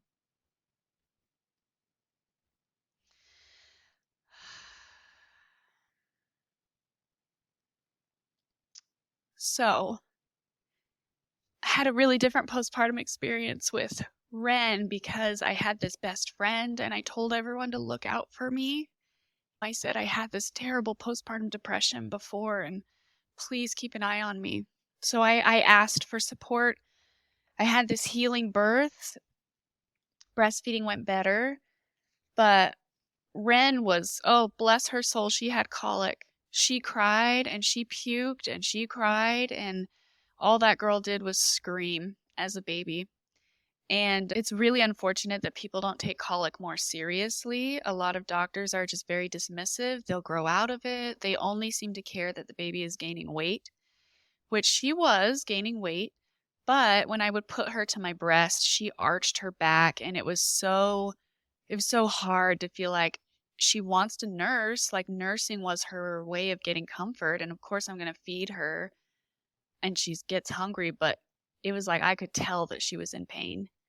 And we put her on some reflux medicine and we had her sleeping on a wedge and we did everything we could to like help her, but she just vomited, and that was the sound of her babyhood, was wailing and then the sound of spit up splashing on the hardwood floor. And so at about 6 weeks, I had my grandmother come out because I said, look, she left when Eleanor was 3 days postpartum. And I was like, we're going to do this differently this time. I want you to come when she's 6 weeks old, when the exhaustion is at its peak. She was able to validate, like, whoa, this girl just screams. So it was nice to have another adult in the household. Honestly, I wore earplugs, and I still recommend that to people with sound sensitivity. My husband would come home from work and I would just hand him this screaming baby and I would go for a walk by myself because we were just trapped in this little tiny apartment. So I did not suffer like the same sort of postpartum depression that I did the first time, but I had a really challenging baby and we were just starting to get our feet underneath us that spring when I received news that my mom had died by suicide. And I was 25 years old and I had a 2-year-old and a 3-month-old. And that was like just the worst news. It really devastated. It took my legs out from underneath me, and I feel robbed. I feel robbed of a lot of things, but part of that is the experience that I was set up to have with my second baby that I had worked so hard for. Suddenly it was overshadowed by this incredible grief. And we took my children to Wisconsin, and I had to like clean out the motel room where she had been staying. And it was incredibly traumatic to come face to face with the years of addiction and decline and all the systems that I felt let us down. And we took her ashes back to California, and we cobbled together the best funeral that we could. But I was 25 years old. Like, what the heck did I know about funeral rituals? And it was all incredibly complicated. And through it all, I had this crying babe who needed me, and I was crying. And I remember putting her to my breast and feeling so afraid that I was going to transfer some sort of brokenness to her through my breast milk. I was afraid that the tears that fell on her were going to harm her.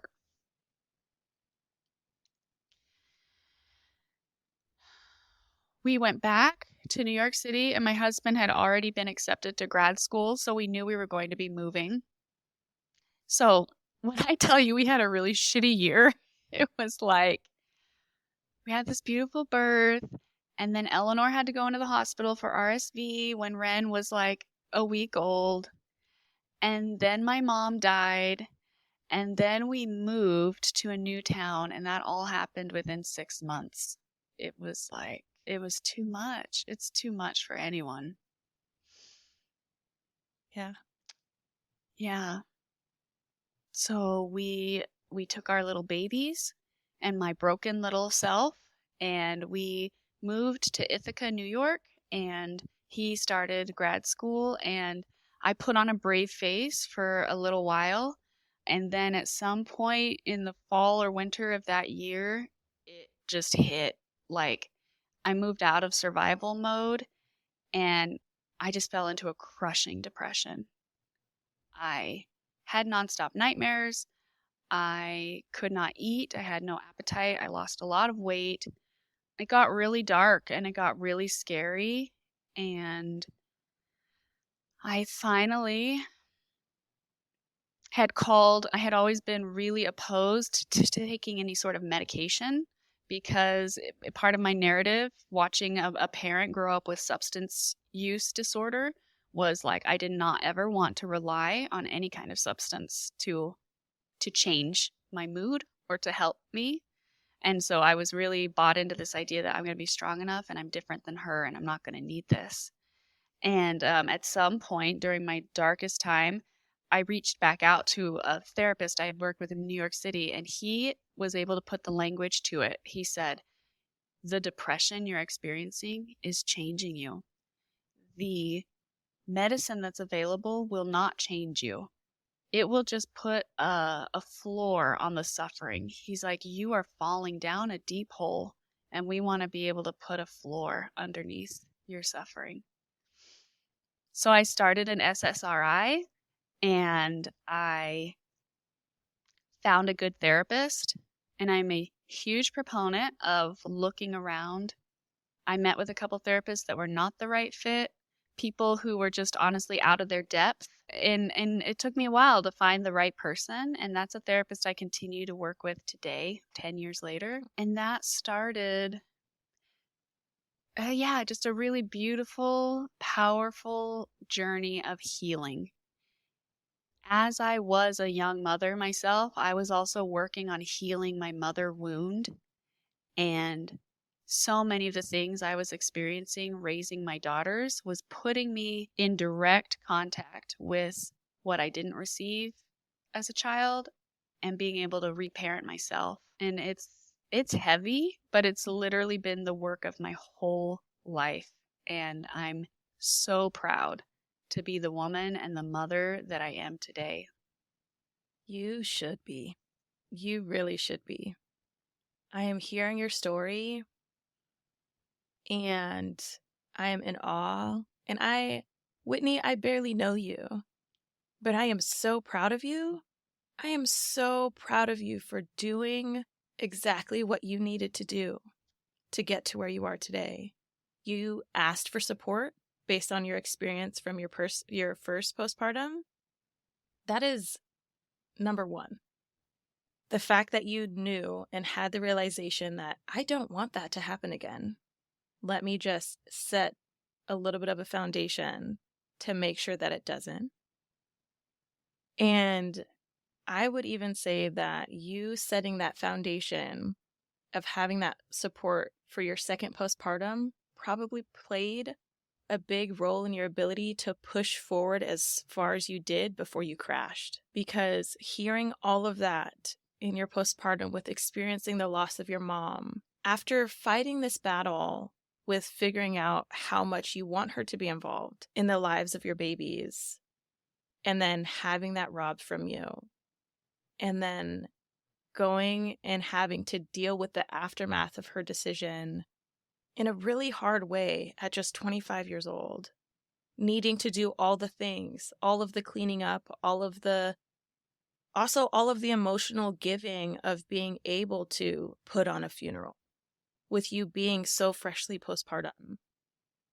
I will say this time and time again, Whitney, you are a badass. You really are. Like, that is something only a strong person could do. That is something only a strong woman can do, a strong person could do, a strong mother could do, a strong wife could do. You are amazing.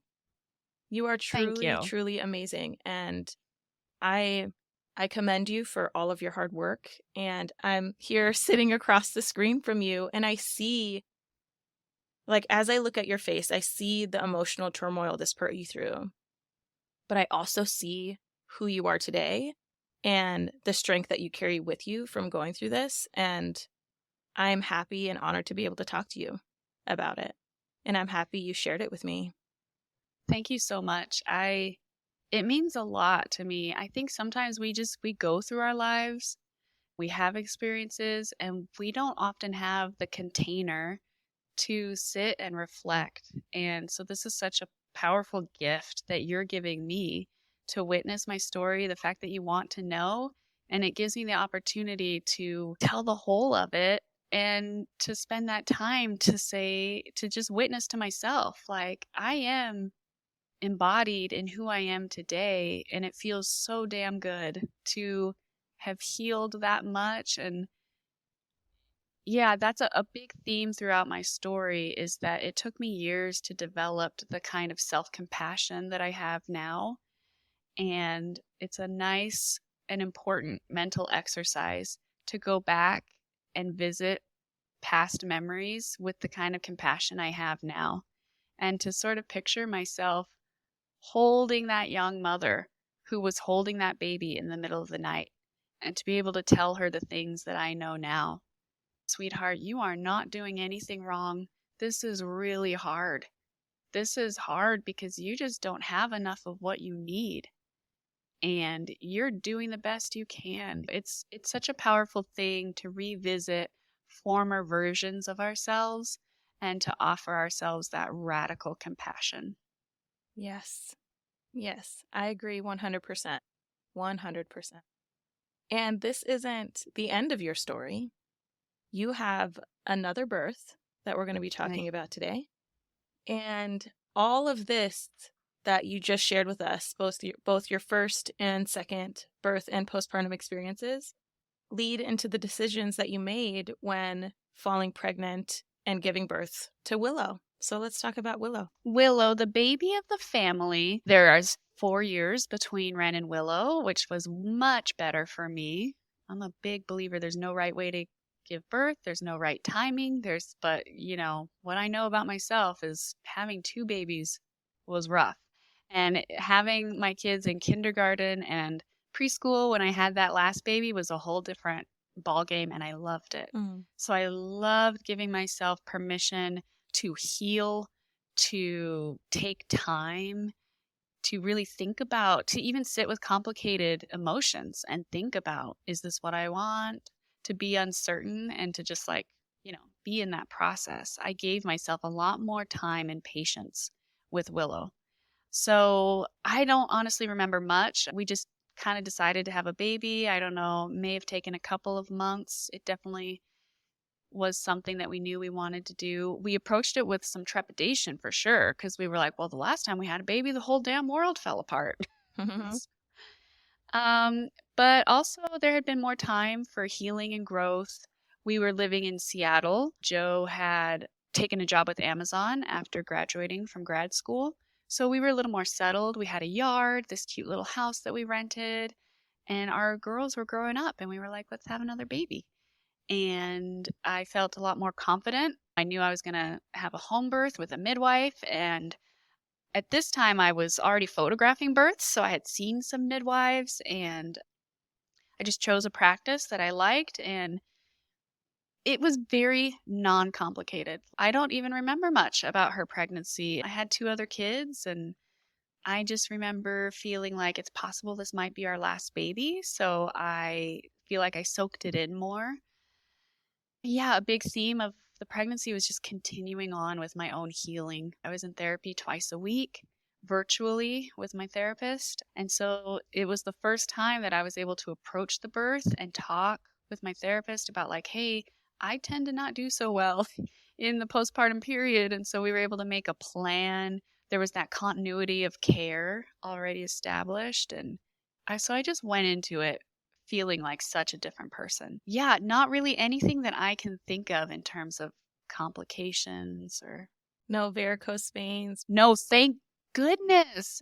I was like so sure. I was like, it's going to happen again. It's going to be worse, but nothing. So that was really great. I got big. I got real big. I don't know. For me, third baby was like, woof. Yeah, I gained a lot of weight. Oh, numbness. That was my big complaint with her. I had a lot of swelling, nothing that my providers were concerned about, but I just like could not feel my fingers. Like they were so numb and tingly, and it drove me crazy. And I remember my midwives just being like, it's going to go away. It's going to go away. You just have to have this baby and get rid of this extra fluid. And oh, I tried everything. I was like, I need to hydrate more so I don't hang on to so much. But I was just puffy. I was just puffy and pregnant. Puffy and pregnant. I love it. And I'm pretty sure many people can relate to that. Yeah. Well, I'm glad to hear that you didn't have the vulva varicosities or any varicose veins anymore. And I'm happy to hear that you already established that continuity of care and continue to see your therapist and already had a little bit of a feel of what the midwives in the area were doing and who to connect with, and kind of had that foundation to just step onto when you found out you were pregnant. You're like, all right, I know what steps I'm taking and we're going to go forward with that. So let's go ahead and then dive straight into her birth. What was her birth like? Yeah. And at what point did you realize you were in labor and all that good stuff? Okay, so her birth, I think you might know that the springtime in Seattle is so gorgeous. And I like booked myself a pedicure for her due date, or maybe it was the day after her due date. I'm a big fan of like booking some kind of self-care for the day after the due date. So it's like, hey, if you haven't had a baby yet, go get a pedicure. So I got this pedicure and I met a good friend and we looked at the cherry blossoms at the UW campus and we walked around. And again, I am puffy and pregnant, but she's just with me commiserating. Yeah, I'm still pregnant. Yeah, I'm massive. Let's do some walking and see some pretty flowers because I'm about to like, be gone for a while once I have this baby. So I come home and my husband's making dinner and my grandmother's there. She doesn't have to sleep on the futon anymore because we have a little more space in this house. Yeah. So I love that she was like a part of all of these births. So they're like making dinner. I am highly irritated. I'm just like, oh, everything is bothering me and I cannot figure out why. But I'm sitting at this dinner table being like, I hate this food. I hate every noise that my kids are making. Oh, I'm just like beyond pissed, like out of nowhere. So I just I don't really eat much and I just excuse myself to the bedroom and I go lay down and I'm watching Grey's Anatomy because reruns of Grey's Anatomy is like my safety blanket. I can hear my husband in the next room putting the kids to bed. And I feel the first just like wave, kind of similar to with Eleanor. I feel this like engagement in my pelvis. And I have to say with subsequent pregnancies, I had a lot more warm up contractions, a lot more Braxton Hicks. So this time when I'm laying there and I feel something and I'm like, that feels different. And I text Joe from the next room and I say, hey, get those kids to bed because I think I might be starting into labor.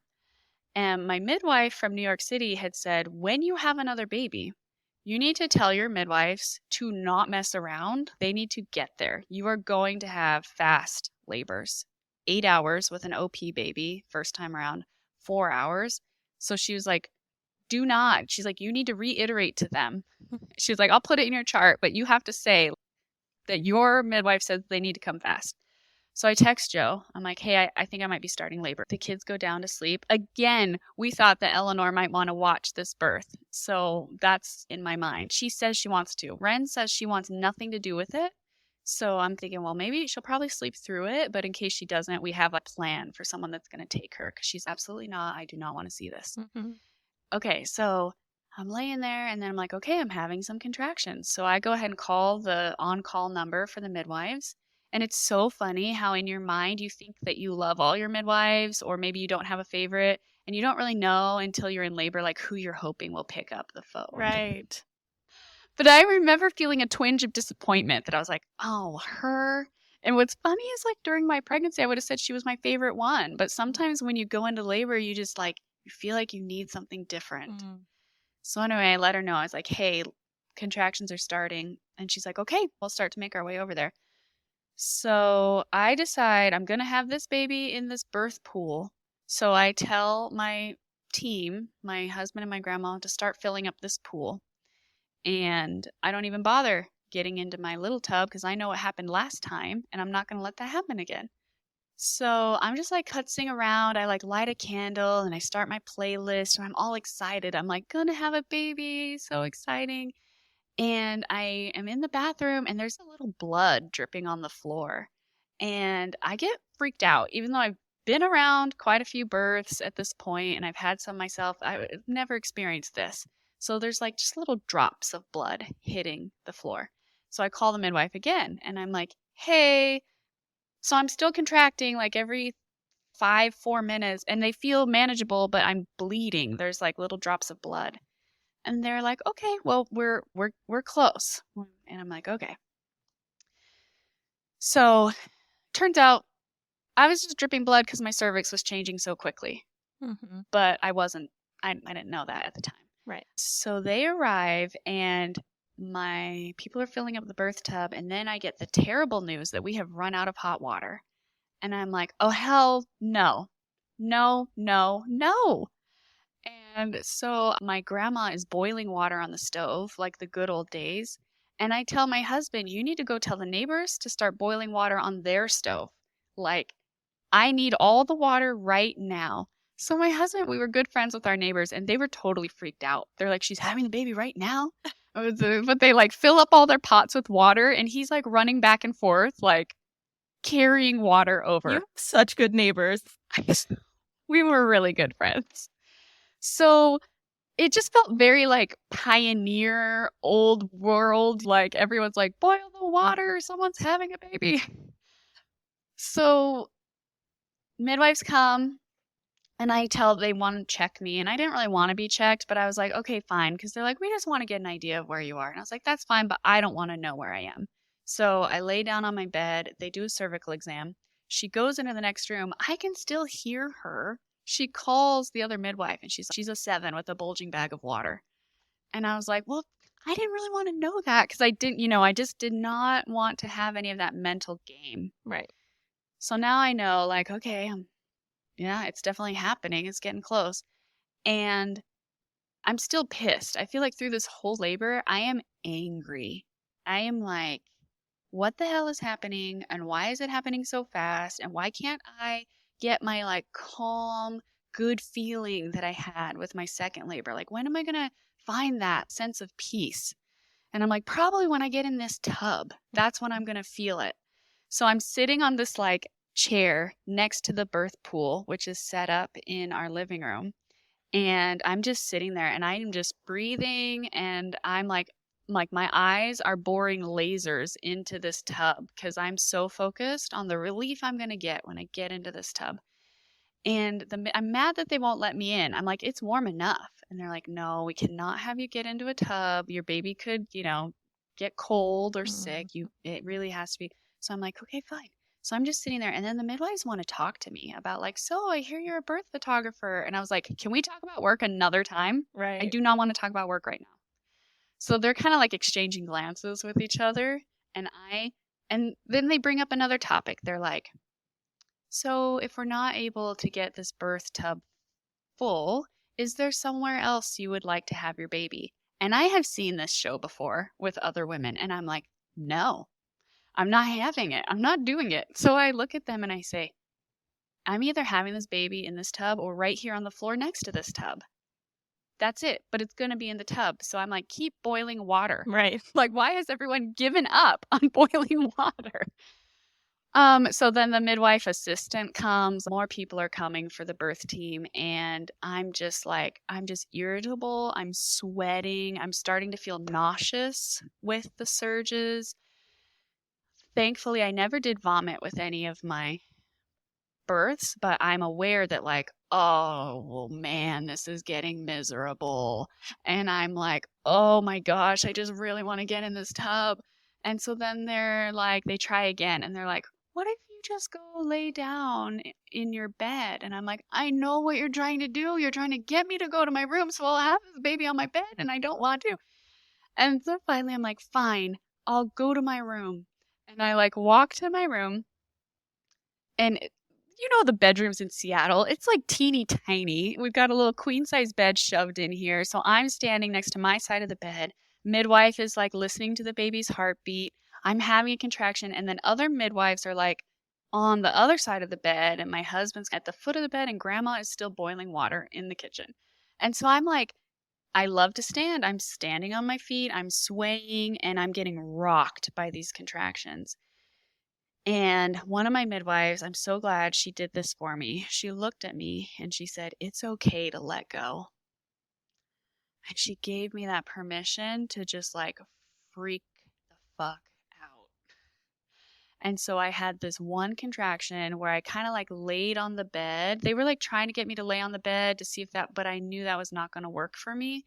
So I'm like half on the bed, and I'm just like roaring and wailing and just like really letting myself go, like losing my composure. And I get back up on my 2 feet, water breaks, baby is crowning, like just like the last time. So the midwife that's behind me, that she's going to be the midwife delivering, she calls out, water, lots of water, because it like splashes up onto the wall. It like floods everything underneath my bed, like just so much water. And then her head is right there, so I'm pushing, and this whole time I'm pissed. I'm like, this is too fast. It's too fast. And so I push, and I am also thinking to myself, this is the biggest baby I've ever had. Because I'm like, I feel like this baby is ripping me. And these are the thoughts that are going through my head as I'm like bearing down. And I'm pretty sure her head comes out, and they call out nuchal cord, too tight to release. Like the midwife tries to release it. And in my mind, I start to panic a little, and I'm like, oh God, she's getting stuck. And so I just like push again, and she comes out, and she had her little fist up by her cheek, which is why it hurt so bad. But it's over quickly, and they hand me this precious little Willow, and I'm just still like not really okay with the fact that I just had a baby in 3 hours. And I'm shocked. And they like help me onto the bed, and I'm just like, whew, okay, hi, you're here, okay, so nice. And Right. Yeah. yeah, so that was her like whirlwind birth. And I will stand by the statement. I loved the episode where the lady was talking about being strapped naked to a roller coaster. Yeah. Because there is such a thing as too fast. Yeah, that There is was that episode 35 with Macy Blakemore. Yeah. that feeling of like when your mind can't you don't have enough time to like catch up to what your body is doing. You can't really integrate what's happening. In my previous labors, I had this sense that like I would experience contractions and then I would get on board with them and I would be like, okay, this is where we are. And then we would level up and it'd be like, okay, now we've unlocked a new level of intensity. With this last labor, I just felt like I was chasing behind this runaway labor. And I was like, wait, I'm not ready. I don't have my stuff together. Right. Yeah. Oh, Yeah. gosh, that is intense.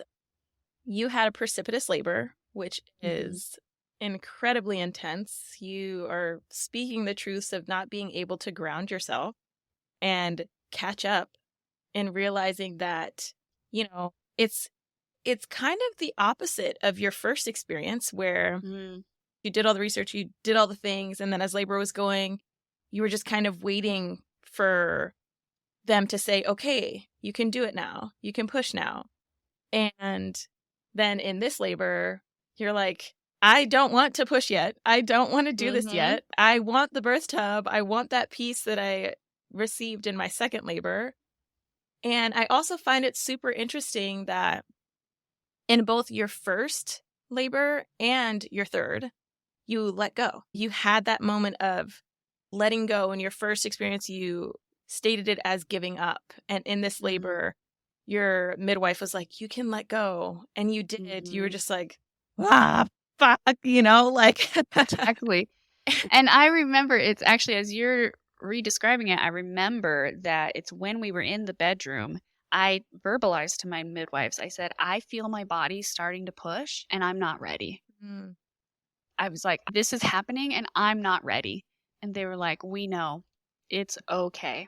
And they could see me struggling. And I think we all see this when we attend births, that sometimes when it is fast and furious, there's that tug of war between, oh shit, this is happening so fast.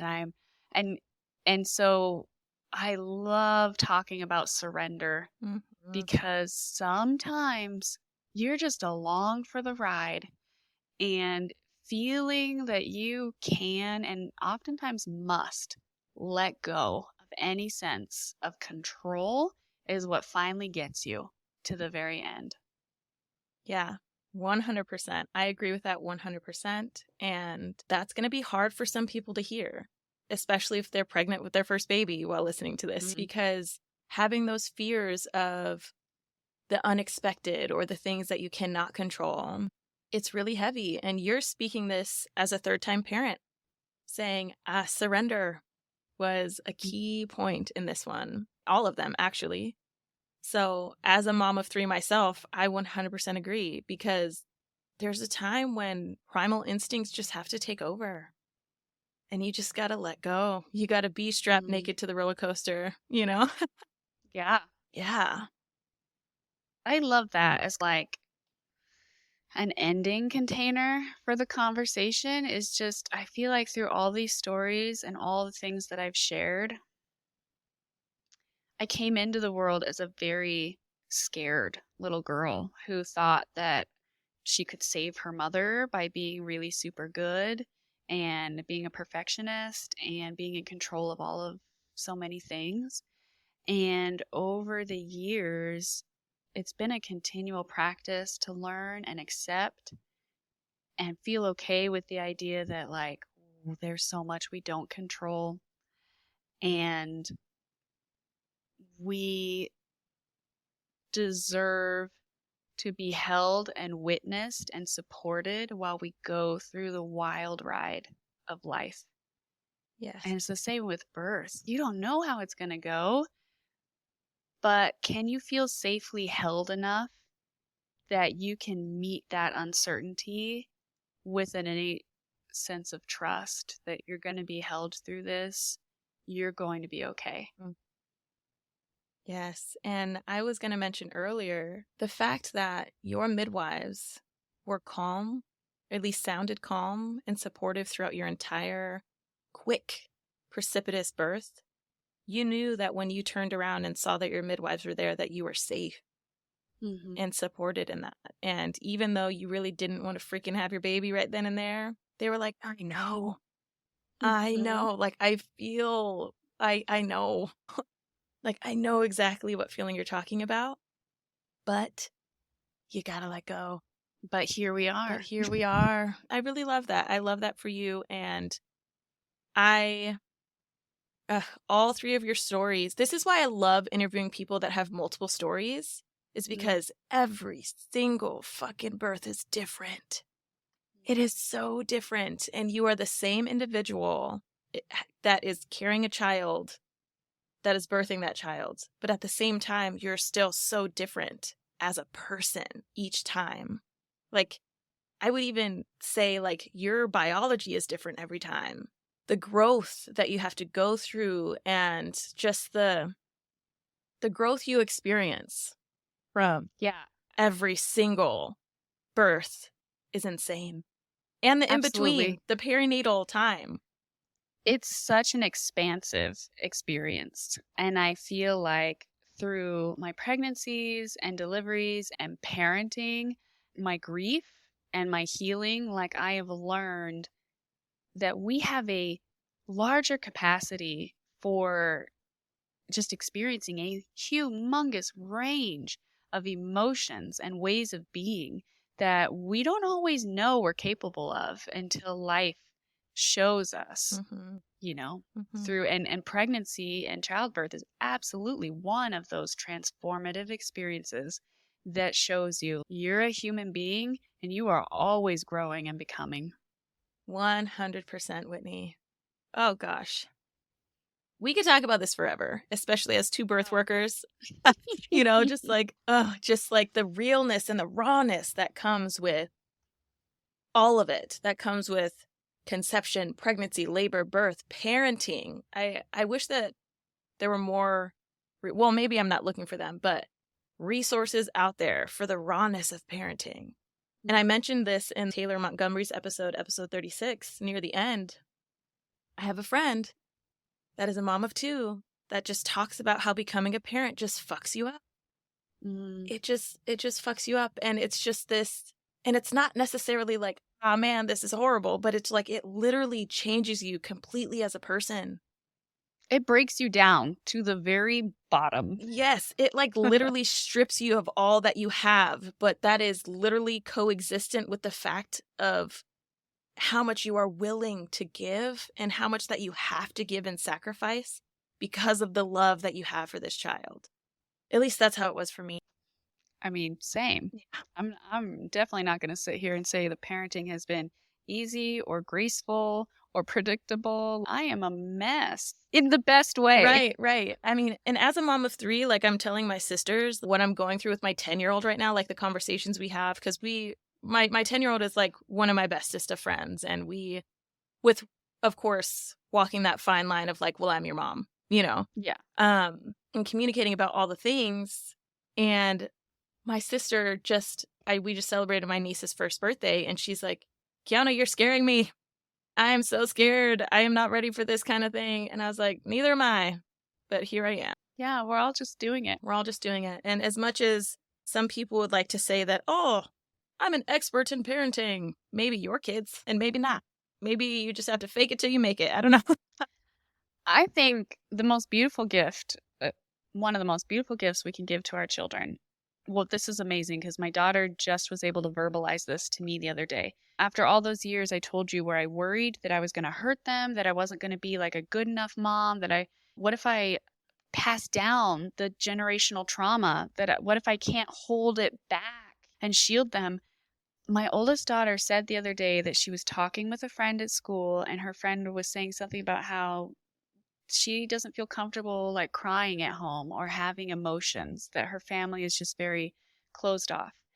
And my daughter said, oh my gosh, my home is where I feel the most comfortable letting go. And I can always like feel all of my emotions, and my family makes space for that.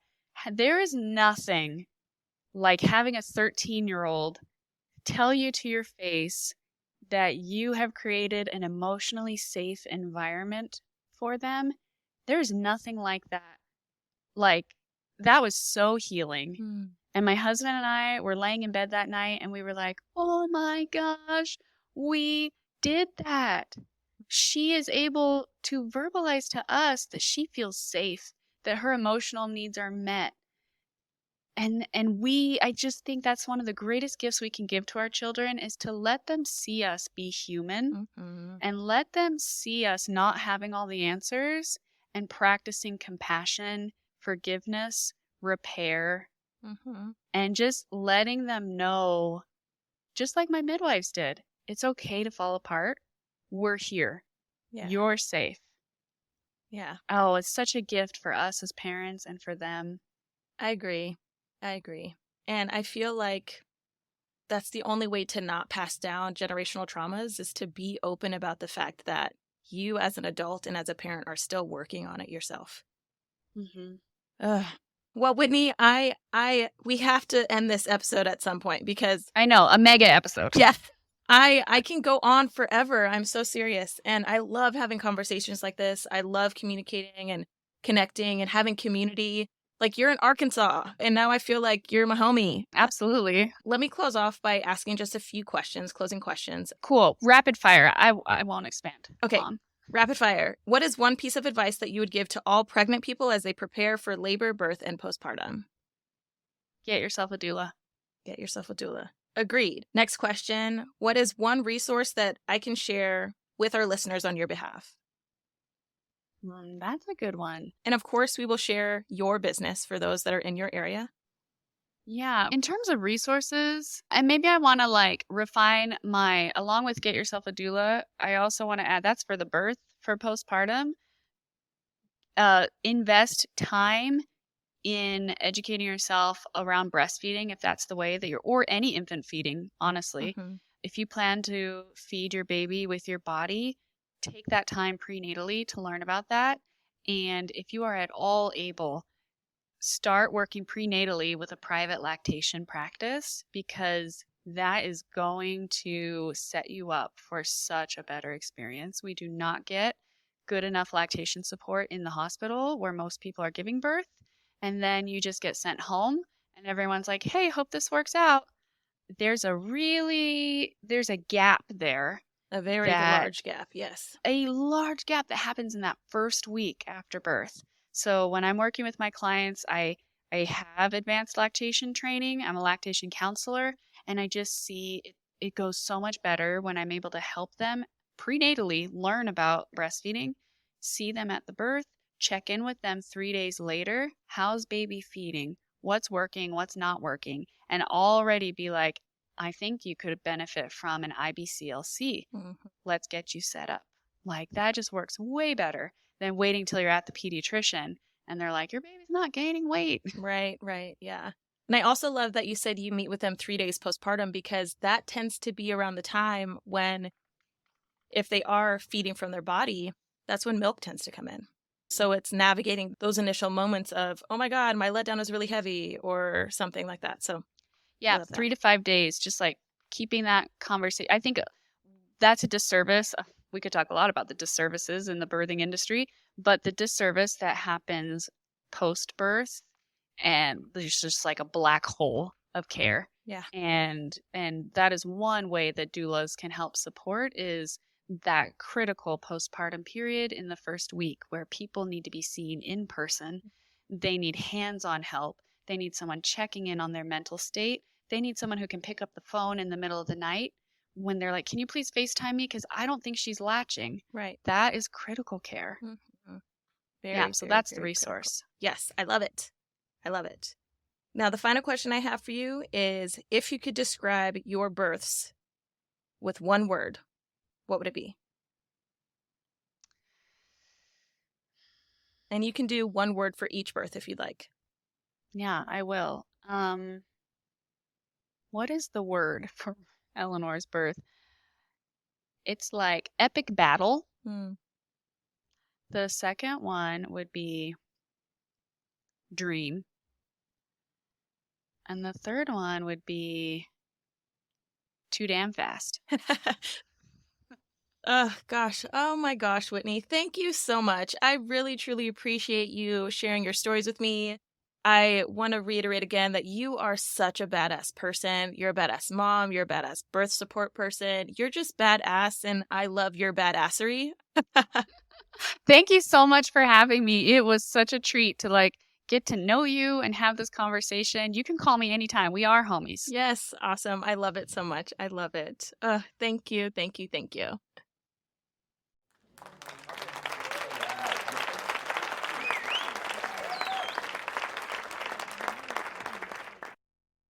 I had such a great time interviewing Whitney for this episode. During this episode, I learned so much. When it came to Whitney's story specifically, she mentioned in depth how the environment around her truly impacted how she handled the decisions around pregnancy and birth, as well as her postpartum. And it had a lot to do with the community and support that she had throughout each of her pregnancies and births. Whitney, thank you so much for sharing your stories. Thank you for being vulnerable with us and for providing support services for the families around you in your community.